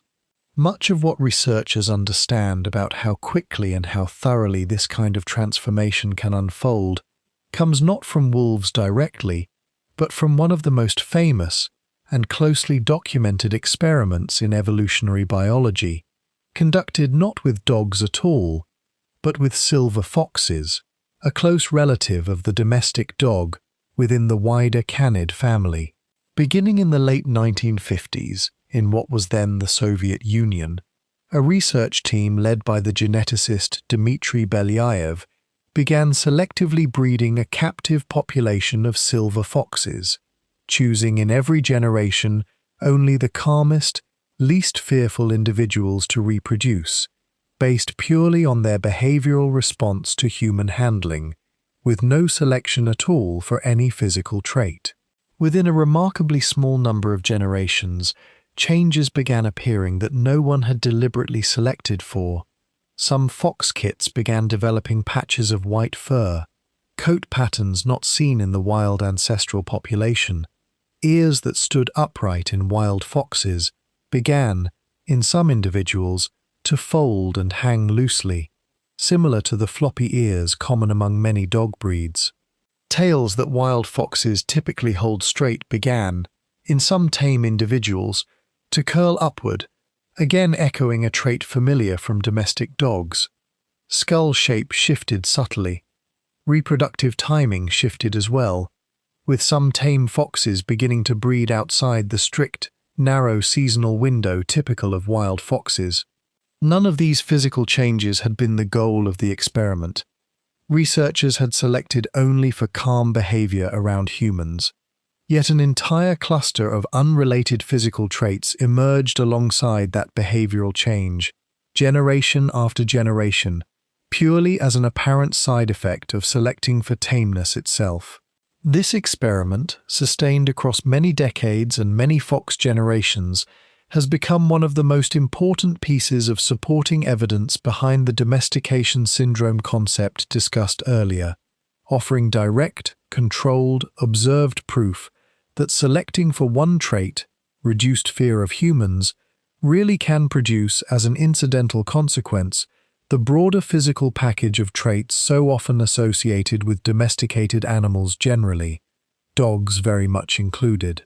It is worth noting one important limitation researchers themselves have raised about drawing too direct a comparison between the fox experiment and the actual historical process of dog domestication. The Belyaev fox program involved deliberate, controlled, and unusually intense selective breeding, conducted by human researchers actively choosing which individual foxes would reproduce in every single generation, based purely on a formal behavioral test measuring calmness around humans. The wild wolf population that gradually became dogs, particularly during the earliest, least understood stages of the process, was almost certainly not subject to this same degree of deliberate, controlled selection. Early selection pressure on wolves, whether driven by the commensal pathway or the pet-keeping pathway discussed earlier, was likely far more informal and inconsistent, shaped by which individual wolves happened to survive and reproduce successfully near human camps, rather than by any systematic human breeding program comparable to the fox experiment's rigorous methodology. This means the transformation from wolf to early dog probably unfolded somewhat more slowly and unevenly than the fox experiment's compressed timeline might otherwise suggest. even while the fox research remains genuinely valuable for demonstrating that the underlying biological mechanism connecting tameness to a broader cluster of physical traits is real, well documented, and capable of producing visible change within a surprisingly limited number of generations once sustained selection pressure, of whatever origin, is actually present. Applied back to the ancient wolf population at the center of this investigation, the fox experiment offers a genuinely useful, evidence-based way to imagine how quickly meaningful change could have unfolded once a wild wolf population began experiencing sustained selection for calm behavior around human camps. It suggests the process, once truly underway, need not have required the vast, almost incomprehensible stretches of time sometimes assumed in earlier, more cautious models. It could have proceeded steadily, visibly, across a number of generations well within the reach of oral memory and direct human observation, meaning it is entirely plausible that individual Ice Age families, across successive generations living in the same general territory, could have witnessed real, visible change in the wolves living near their camps within their own lifetimes, or across only a handful of generations passed down through remembered stories. Chapter 8. What Humans Gained.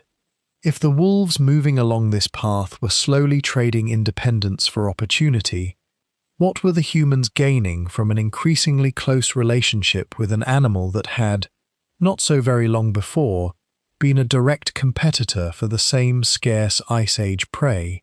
The honest answer is that the practical benefits humans gained from early dogs almost certainly developed gradually and unevenly, likely lagging behind the earliest stages of the relationship rather than driving it from the very start. In the earliest phases, when the process was still largely governed either by wolves independently exploiting human food waste, or by scattered instances of humans hand-raising individual pups out of simple compassion, the practical value dogs would eventually provide to human survival strategies had probably not yet fully emerged. But as the relationship deepened and stabilized across many generations, several genuinely significant advantages began to take shape. Advantages substantial enough to help explain why humans, across an enormous range of separate societies spanning the entire Eurasian continent, continued investing in this relationship rather than allowing it to lapse. The most immediately obvious advantage involves hunting. Wolves possess a sense of smell many times more sensitive than that of humans, along with superior speed, stamina, and low-light vision.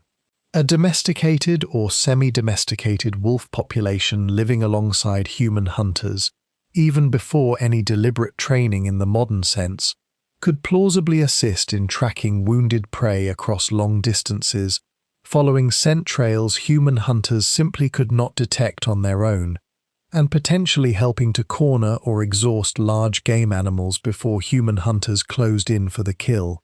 Research examining changing hunting technology during the period when dogs were becoming firmly established has pointed to a particularly interesting piece of supporting evidence. Around the same general period associated with sites like Bonn-Oberkassel, roughly 14,000 years ago, archaeological evidence indicates a meaningful shift in hunting technology, with increasing use of projectile weapons, including early bow and arrow technology using small, refined stone points, rather than relying primarily on heavier spears, requiring closer engagement with dangerous prey. Some researchers have proposed that this shift and the deepening human-dog partnership may be connected. Arrow-based hunting, unlike a thrown spear, often wounds an animal without immediately killing it, creating a real practical need for a way to track and finish off wounded prey that has fled some distance from the point of impact. A dog's superior tracking ability would have addressed this need directly, potentially making the emerging partnership between increasingly refined weapon technology and an increasingly capable hunting companion mutually reinforcing each development making the other more valuable. Researchers have also examined whether the presence of early dogs left any detectable signature in the composition of prey species found at human hunting sites during this period, reasoning that a genuine hunting partnership with dogs might be expected to shift the balance of species and age classes humans were successfully able to hunt.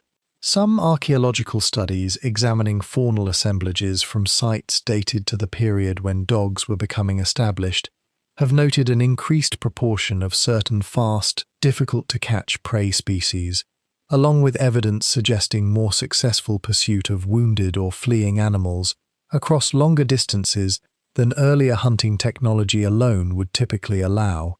While this kind of evidence remains circumstantial rather than definitive, since many other factors, including changing weapon technology and changing environmental conditions, could also influence which prey species appear most frequently at a given site, it fits comfortably within the wider pattern suggested by the genetic and burial evidence already discussed, reinforcing the likelihood that dogs were making a genuine, measurable difference to human hunting success during this critical period. Beyond direct hunting assistance, dogs offered something perhaps even more valuable to a mobile hunting society without permanent walls, locked gates, or fortified settlements, warning and defense. A dog's senses, particularly smell and hearing, vastly exceed human capability, allowing early warning of approaching predators, unfamiliar animals, or unfamiliar humans, well before a person's own senses would detect any threat at all. In an open Ice Age camp, frequently exposed to genuinely dangerous competing predators, including cave lions, cave hyenas, and other large carnivores that shared the same landscape, an early warning system with a wolf's sensory capability represented a meaningful, potentially life-saving advantage, particularly during vulnerable periods such as nighttime sleep. There is also a less obvious, but increasingly well-documented benefit connected to warmth. In an environment defined by brutal cold for much of the year, a large, warm-bodied animal sleeping in close proximity to humans would have provided genuine, practical thermal benefit, particularly for vulnerable individuals such as young children or the elderly. During nights when temperatures could drop far below anything modern audiences in temperate climates regularly experience.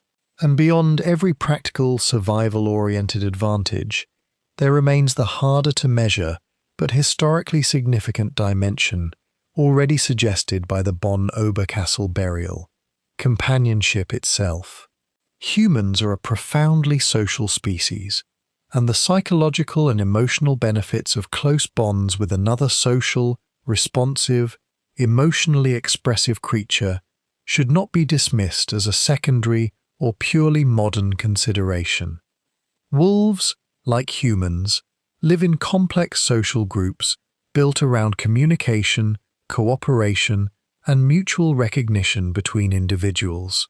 A wolf raised closely among humans from a young age would have been capable of reading human emotional cues, responding to human attention and affection, and forming what researchers studying modern dog behavior describe as genuine attachment bonds, remarkably similar in their underlying neurological and hormonal mechanisms to the attachment bonds humans form with one another. Modern behavioral research on dogs has demonstrated that interaction between humans and dogs triggers the release of oxytocin, a hormone closely associated with social bonding and attachment, in both species simultaneously, a mutual physiological response not well documented in human interactions with most other domesticated animals. While this specific hormonal research obviously cannot be conducted directly on Ice Age humans and wolves, the underlying biological and neurological mechanisms involved evolved long before the domestication process began, meaning there is no clear scientific reason to assume this mutual bonding response was absent in the earliest stages of the relationship. If anything, the Bonn-Oberkassel burial suggests precisely this kind of genuine emotional connection was already present and significant enough to shape human behavior, including the deliberate, careful burial of a sick, practically non-productive young animal, roughly 14,000 years ago. This mutual oxytocin response deserves a brief further explanation, because the specific research behind it illustrates just how deeply reciprocal the human-dog bond appears to be at a purely biological level. Studies measuring hormone levels in both humans and their dogs before and after periods of mutual eye contact, gentle touch, and playful interaction have found that oxytocin levels rise measurably in both species following these interactions, mirroring the same physiological bonding response documented between human parents and their own infants during comparable moments of eye contact and physical closeness. This particular mutual response has not been documented to the same degree in human interactions with cats, horses, or other domesticated species studied using similar methods, making dogs, so far as current research indicates, biologically unusual among domesticated animals in the depth and mutuality of the bonding mechanism connecting them to human caregivers. There is a further category of evidence worth considering here, one that speaks less to why humans valued dogs and more to how physically demanding a dog's working life within early human society could actually become. Skeletal analysis of dog remains recovered from later prehistoric sites, particularly those associated with northern hunting and eventually sledding cultures, has revealed patterns of bone stress and joint wear consistent with animals regularly carrying or pulling significant loads across long distances, evidence that dogs were not simply present within these communities as passive companions, but were actively integrated into the physical labor of survival itself. Researchers examining the skeletal remains of dogs recovered from sites associated with the Zhukov population in Arctic Siberia discussed earlier in connection with the wider genetic story of dog dispersal, identified physical characteristics consistent with animals bred specifically for pulling sledges, suggesting that by this period, considerably before the widespread adoption of agriculture in this particular region, human communities had already developed a specialized working relationship with dogs, adapted to the specific demands of Arctic travel and transport, a role dogs continue to perform in some northern communities to the present day. This detail matters because it demonstrates that the practical value of dogs to early human societies was not limited to a single narrow function like hunting assistants, but instead diversified fairly early into multiple distinct roles suited to the specific environmental and cultural circumstances of different human populations.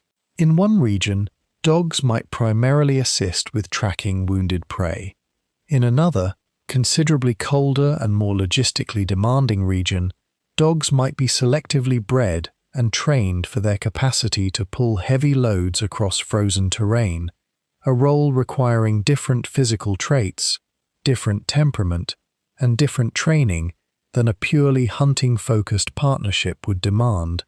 This kind of early regional specialization offers further indirect evidence for just how quickly and how thoroughly human communities across a wide geographic range had begun actively shaping dog populations to fit locally specific practical needs, well before the emergence of the kind of formal, closed-breed structures that would define much later periods of deliberate dog breeding. Taken together, these overlapping benefits, improved hunting success, early warning against danger, physical warmth, genuine emotional companionship, and increasingly specialized physical labor suited to local environmental demands, help explain why the relationship between humans and early dogs, once established, proved durable and self-reinforcing enough to persist and deepen across the following many thousands of years, rather than remaining a marginal, easily abandoned arrangement. Each generation of humans living alongside increasingly tame, increasingly capable dogs had concrete reasons, both practical and emotional, to continue the relationship, care for the animals involved, and, whether consciously or not, continue favoring the calmer, more cooperative, more genuinely bonded individuals within their local dog population, reinforcing the same selective pressures that had originally set this transformation in motion. 9. Carried across the world. As the last ice age gradually loosened its grip on the planet, beginning roughly 15,000 years ago and accelerating over the following several thousand years, human populations that had spent tens of thousands of years adapted to a cold, glaciated world faced an entirely new set of environmental pressures. Ice sheets retreated, sea levels rose, submerging land bridges that had once connected separate land masses. Vegetation patterns shifted dramatically as the open mammoth steppe gave way, in many regions, to forest and changing grassland ecosystems, and the great herds of mammoths, woolly rhinoceroses, and other large Ice Age grazing animals that had anchored human hunting economies for so long began a long, uneven decline toward extinction across much of their former range. Human populations, already skilled at adapting to changing conditions, responded by moving, adjusting hunting strategies, and in some regions, beginning the long transition toward the earliest forms of plant cultivation and animal herding that would eventually produce full agriculture. And throughout this enormous period of environmental and cultural transformation, dogs were there, moving alongside the human populations who had already, by this point, spent thousands of years relying on them. One of the most remarkable illustrations of just how completely dogs had become integrated into human movement and migration comes from a population separated from Eurasia by one of the most dramatic geographic barriers imaginable, the crossing into the Americas. Genetic research examining the ancestry of dog populations across North and South America has revealed that early American dogs share a clear genetic connection to ancient Siberian dog populations, consistent with dogs accompanying the human populations who migrated across the land bridge connecting Siberia to Alaska, known to researchers as Beringia, sometime before that land bridge was submerged by rising sea levels as the ice sheets melted.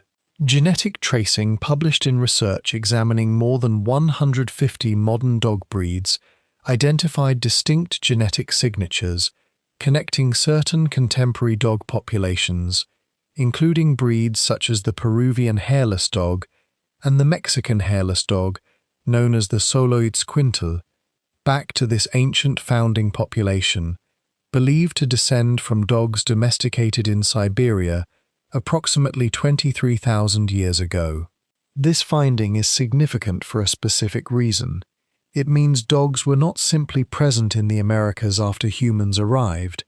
They arrived together, as part of the very same wave of human migration that first brought people into an entirely new hemisphere, suggesting the partnership between humans and dogs was already considered essential, worth the risk and difficulty of an extraordinarily challenging migration across an unforgiving northern landscape, long before either species had ever seen a field of cultivated crops. This pattern repeats across the archaeological and genetic record wherever researchers have looked closely. Dogs moved with humans into Australia, eventually giving rise to the dingo, a population that later became genetically isolated after human contact with the Australian mainland became less frequent, allowing the dingo to develop along a distinct evolutionary path while retaining clear genetic evidence of its domesticated ancestry. Dogs moved with human populations across the Pacific, accompanying the extraordinary maritime migrations that eventually populated the remote islands of the Pacific Ocean, arriving alongside human settlers on islands separated from any mainland by enormous stretches of open ocean. Wherever humans went, in other words, dogs generally went too, carried not as passive cargo but as active, valued companions and working partners, integrated deeply enough into human survival strategy and social life that abandoning them during even the most difficult and dangerous migrations our species has ever undertaken was, apparently, rarely considered an acceptable option. The story of the dingo deserves particular attention because it illustrates something important about how a single founding population of dogs can transform once separated from the wider network of human contact and continued interbreeding that shaped most other regional dog populations. Genetic evidence indicates dingoes descend from a relatively small founding population of dogs that arrived in Australia, likely accompanying seafaring human groups, sometime within the past several thousand years, considerably later than the initial human settlement of the continent, which occurred tens of thousands of years earlier. Once established in Australia, this founding dog population became substantially isolated from the ongoing genetic exchange with other dog populations that continued shaping dogs elsewhere in the world. Exchange that, in Eurasia, included repeated contact with local wolf populations and, in more recent centuries, deliberate crossbreeding tied to European colonization and trade. Isolated on the Australian continent, dingoes followed their own evolutionary path, adapting over subsequent centuries to a life that blended elements of close human association with substantial periods of independent, wild existence. Hunting native Australian wildlife and forming loose social structures more reminiscent, in some ways, of wild wolf packs than of typical village dogs elsewhere in the world.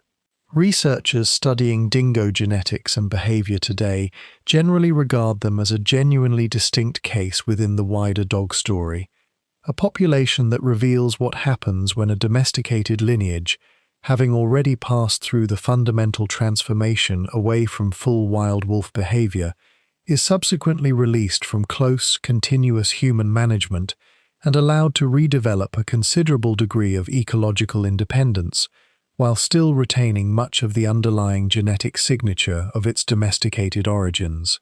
The Pacific migrations tell an equally striking story, though one built on a very different kind of challenge. The human settlement of remote Pacific islands, stretching from near Oceania through the vast distances separating islands such as Hawaii, New Zealand, and Rapa Nui, required some of the most sophisticated open ocean navigation and voyaging technology developed anywhere in the ancient world, carried out using double-hulled canoes capable of carrying not only human crews, but also the plants and animals these settlers intended to establish in entirely new island ecosystems, often located thousands of miles from the nearest inhabited land.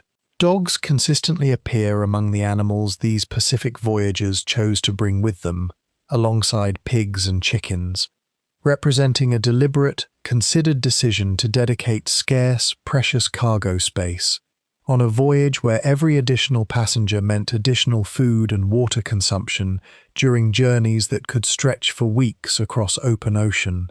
To an animal whose practical and social value these communities clearly judged worth the very real cost and risk involved. There is a further genetic thread connected to this later agricultural period worth including, because it illustrates just how deeply the human-dog relationship continued adapting, even after its fundamental behavioral transformation was already complete. Comparative genetic research between modern dogs and modern wolves has identified specific genes connected to starch digestion that show clear evidence of positive selection within dog populations, but not within wolf populations, particularly genes involved in producing an enzyme called amylase, which helps break down starchy plant foods during digestion. Many modern dog populations carry multiple additional copies of the relevant gene, compared to wolves, a genetic change associated with an improved ability to digest a diet richer in starch and other plant-based carbohydrates, exactly the kind of dietary shift dogs would have experienced as they moved from a hunting-focused Ice Age diet into increasingly close association with farming communities and their grain-based food surplus.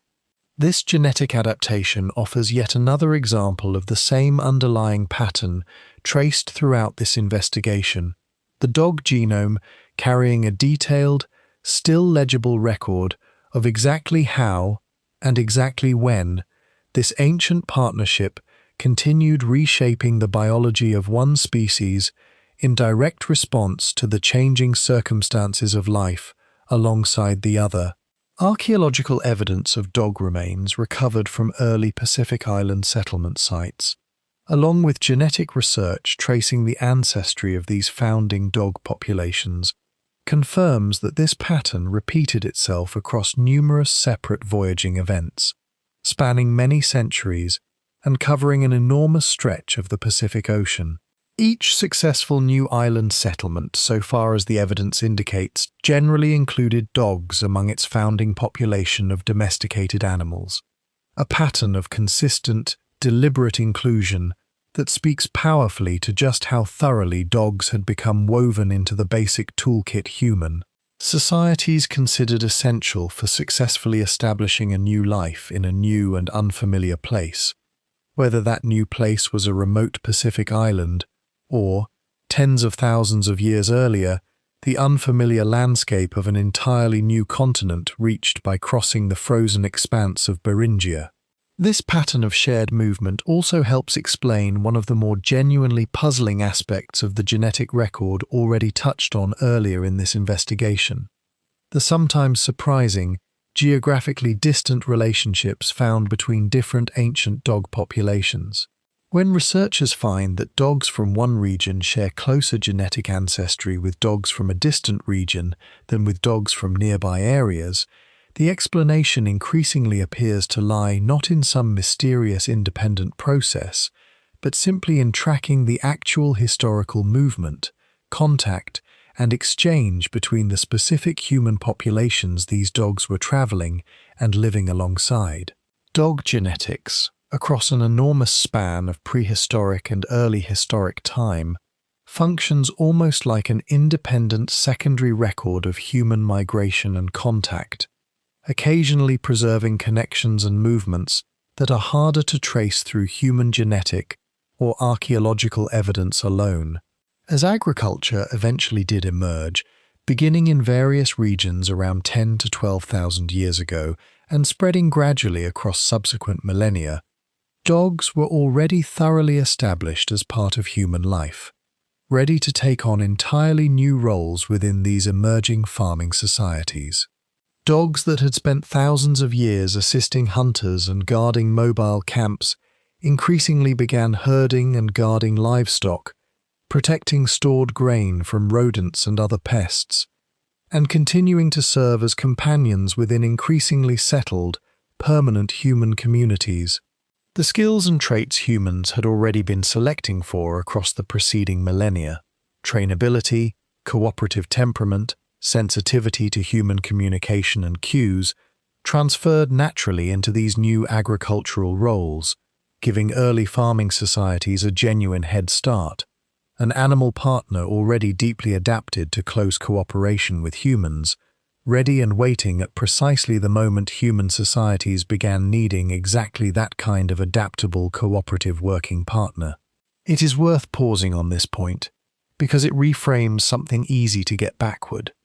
Dogs did not emerge as a byproduct of farming societies looking for a useful working animal to complete their new settled lifestyle. The relationship had already been built, tested, and refined across the deep uncertainty of Ice Age survival, long before farming existed at all.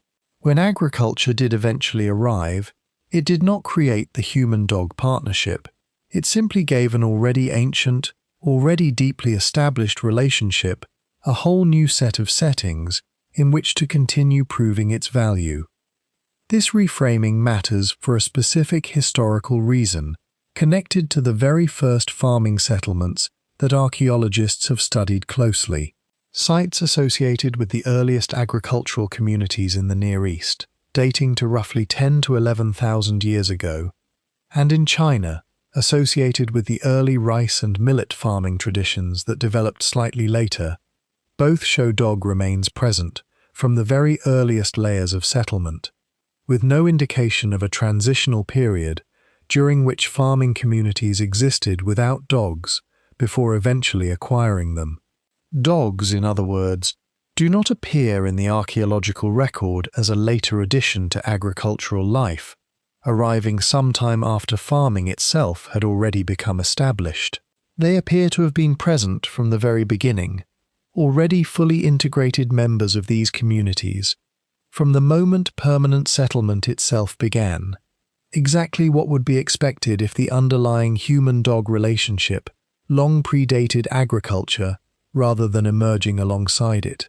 This same continuity helps explain a further detail some researchers have highlighted regarding the earliest agricultural settlements. The specific practical role dogs appear to have played within these new, more permanent, grain-storing communities. Stored grain surpluses, essential to the entire agricultural way of life, created an entirely new vulnerability that mobile hunter-gatherer bands, carrying little surplus and moving frequently, had rarely faced in the same way. The vulnerability of rodents and other pests capable of destroying carefully stored food reserves that an entire community's survival through the following months depended upon. Dogs, already valued for their heightened senses and their willingness to alert humans to unfamiliar movement near a camp, transferred this same basic capability naturally into guarding stored grain against exactly this kind of threat, offering early farming communities a genuinely valuable service at precisely the moment their new settled lifestyle created a brand new category of risk that earlier, more mobile human societies had rarely needed to worry about at all. Chapter 10. What the Genome Remembers. The story does not end with the arrival of agriculture, and in some ways, the most revealing evidence of just how old and how significant this relationship truly is, comes not from ancient bones at all, but from the genetic material carried inside every dog alive today. Modern dogs, across the extraordinary diversity of more than 400 recognized breeds, ranging from a small terrier to a massive working breed many times its size, all trace back to the same underlying ancestral population of domesticated wolves. This is worth appreciating fully. The tremendous physical variation visible among modern dog breeds, variation in size, coat, skull shape, and temperament, far exceeding what is typically seen within a single wild species, has emerged from a single domesticated lineage, shaped by many thousands of years of both natural selection for cooperative temperament and, considerably more recently, deliberate human breeding for specific physical traits and working roles. It is important to be precise about the timeline here, because popular understanding sometimes compresses very different historical periods into a single blurred picture. Genetic and archaeological evidence indicates that deliberate, intentional human breeding of dogs for specific traits, in anything resembling a systematic sense, likely did not become widespread until roughly 2,000 years ago at the earliest.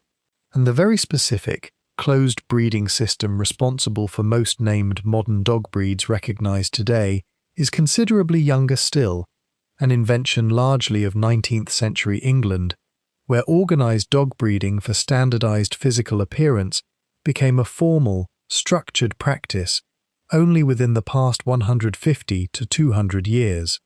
Nearly the entire deep history explored throughout this investigation, the original transition from wild wolf to early dog, the initial spread across an entire continent, and eventually across the globe, alongside migrating human populations, took place many thousands of years before anyone was selectively breeding dogs for coat color or ear shape at all.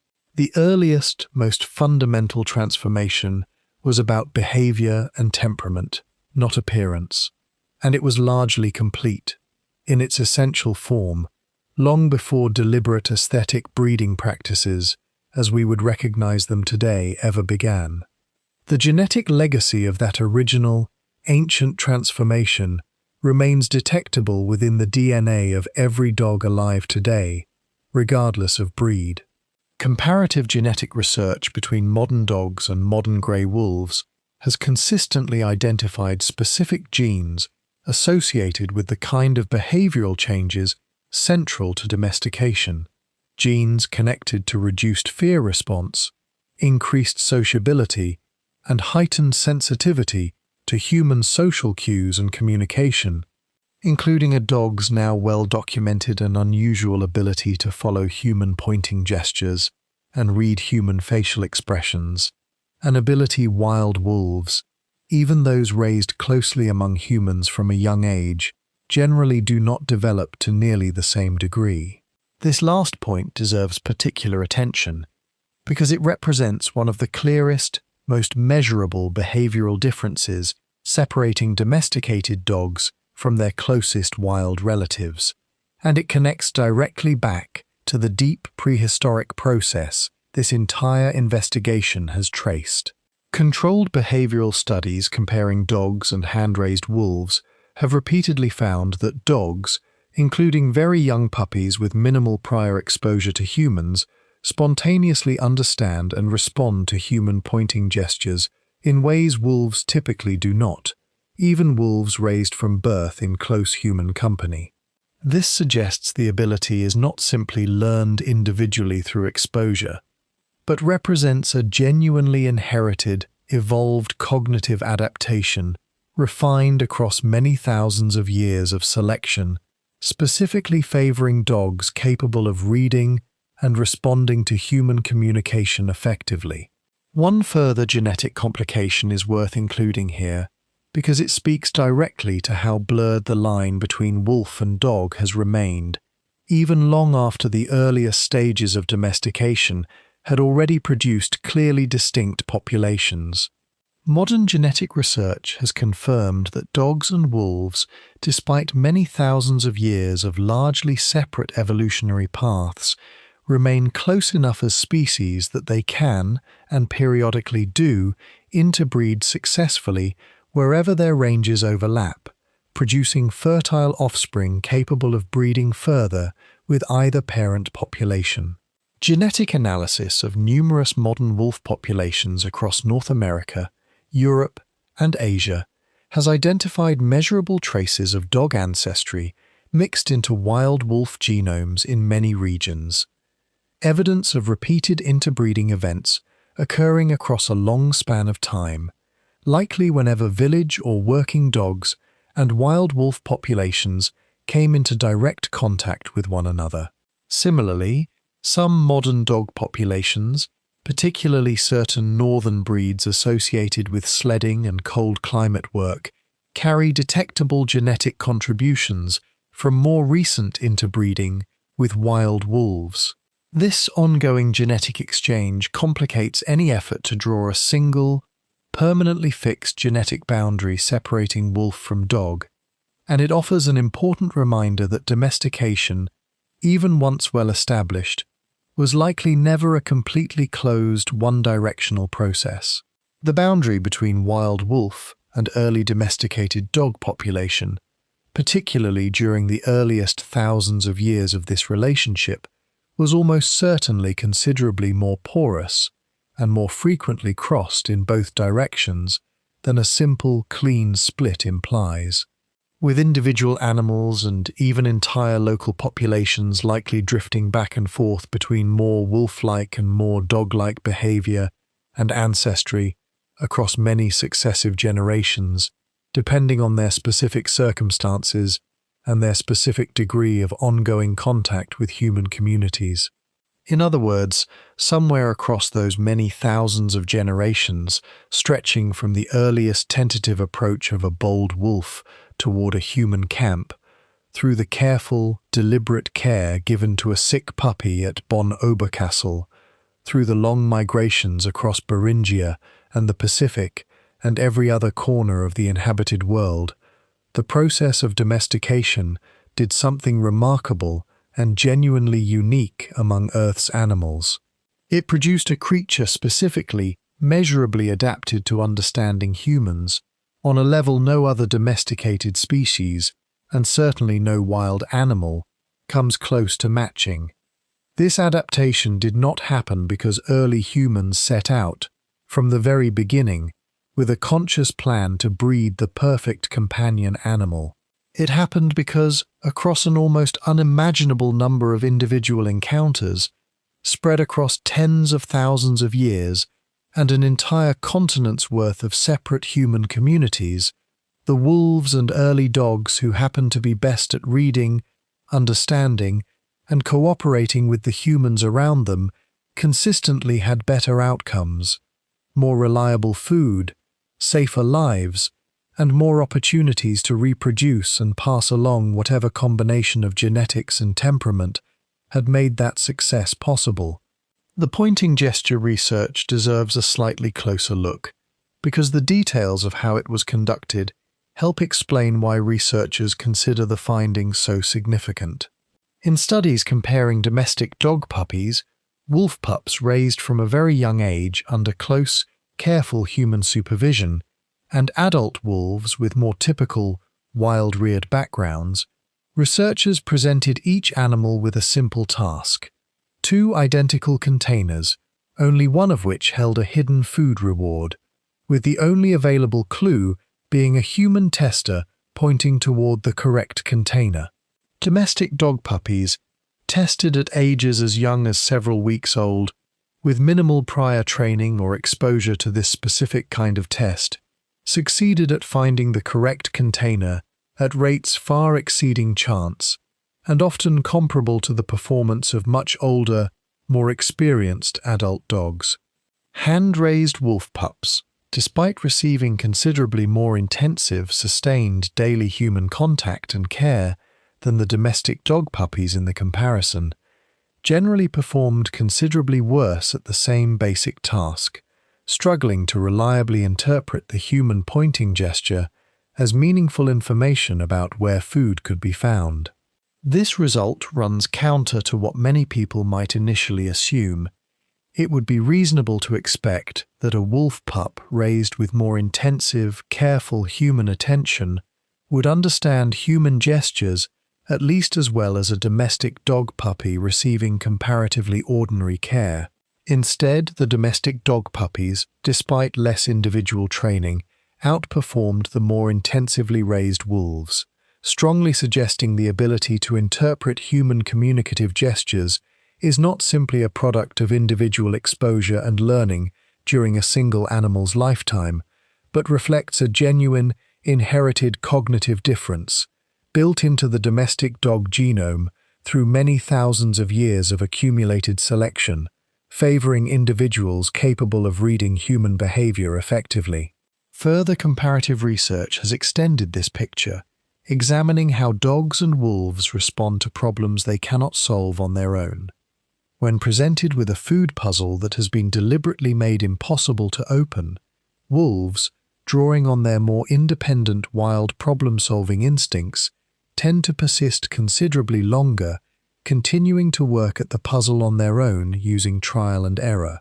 Dogs, faced with the identical impossible puzzle, much more frequently and much more quickly turn to look toward a nearby human, an action researchers interpret as a form of communicative appeal for help, effectively asking a human partner to solve a problem the dog itself cannot manage alone. This behavioral difference, observed consistently across numerous controlled studies, illustrates something genuinely distinctive about how thoroughly the domestic dog's problem-solving strategy has become entangled with an assumption of ongoing human partnership, an assumption entirely absent from the more self-reliant behavioral profile of a wild wolf. Taken as a whole, this body of comparative research reveals something worth pausing on before this investigation reaches its conclusion. The dog sitting in a modern living room, waiting by a door, watching a human face for the smallest signal of what happens next, is not simply a tamer version of a wild wolf. It is, in a very real cognitive sense, a different kind of animal, shaped across tens of thousands of years to specialize in something no wild wolf, however calm or however closely raised among humans, has ever needed to specialize in understanding us. That specialization did not arrive quickly, and it did not arrive by accident in any single generation. It accumulated slowly, one bold approach toward a human camp at a time, one act of care toward a sick or orphaned pup at a time, across a span of time so long that it now stretches back through nearly the entire span of modern human history itself. The genome of every dog alive today, from a small companion animal in a modern city apartment to a working sheepdog on a remote hillside, carries the accumulated genetic memory of that entire ancient process.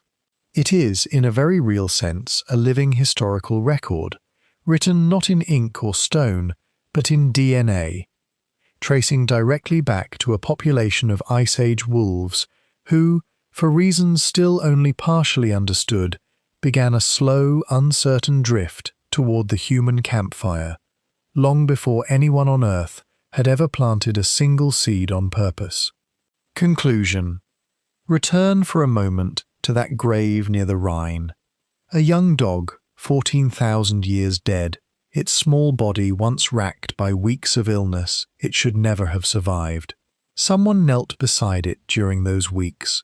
Someone offered food to a mouth too weak to hunt for itself. Someone chose, again and again, across days that must have felt endless, to keep a dying animal alive a little longer, for reasons that had nothing to do with meat or labor or any practical calculation a modern economist would recognize as sensible. And when the animal finally died, someone placed it carefully into the ground beside two members of their own family, as though its absence too deserved to be marked and mourned. This was not the beginning of the relationship between humans and dogs. By the time this particular puppy was born, that relationship was already ancient, its true origins buried somewhere in the 10 or 20,000 years of largely invisible history stretching back before this single grave, back through a divergence in the genetic record that current science can trace but not yet fully explain, back to a population of wild Ice Age wolves circling the edges of human hunting camps, drawn by the simple, ancient pull of an easier meal. But this grave is, in many ways, the clearest single window we have into what that relationship had already become by this point in its long history. Not a convenient arrangement between two competing predators, but something closer to family. We asked, at the very beginning of this investigation, how one of humanity's most dangerous competitors for food and territory became the animal now sleeping in millions of human homes across the entire world.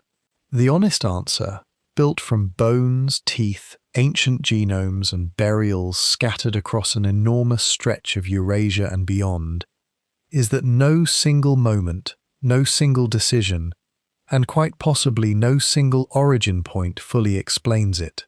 It happened gradually, imperfectly, likely more than once, in more than one place, through the combined and overlapping pressures of wolf opportunism and human compassion, reinforced across tens of thousands of years by a shared, mutual advantage that neither species, in the beginning, could have consciously understood or planned. What both species gained from this long, uncertain process turned out to be extraordinary. Wolves who found their way toward this new relationship gained access to a stable, reliable food source and a level of protection unavailable to any fully wild population, trading a portion of their ancestral independence for an evolutionary partnership that has proven, across the following 14,000 years, to be one of the most successful biological arrangements in the entire history of life on Earth, producing a population now numbering in the hundreds of millions, found on every inhabited continent, thriving in environments no wild wolf could ever occupy. Humans, in turn, gained a hunting partner capable of senses no person could match, an early warning system against genuine danger, warmth through brutal winter nights, and, as the Bonn-Oberkassel grave and others like it make plain, a companion capable of forming the kind of deep emotional bond that leads a grieving family to bury a beloved animal with the same care given to their own dead.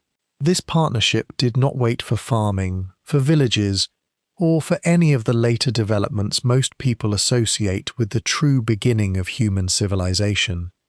It was already old, already deeply established, already carried across entire continents, and eventually across open ocean, by the time the very first seed was ever deliberately planted anywhere on Earth.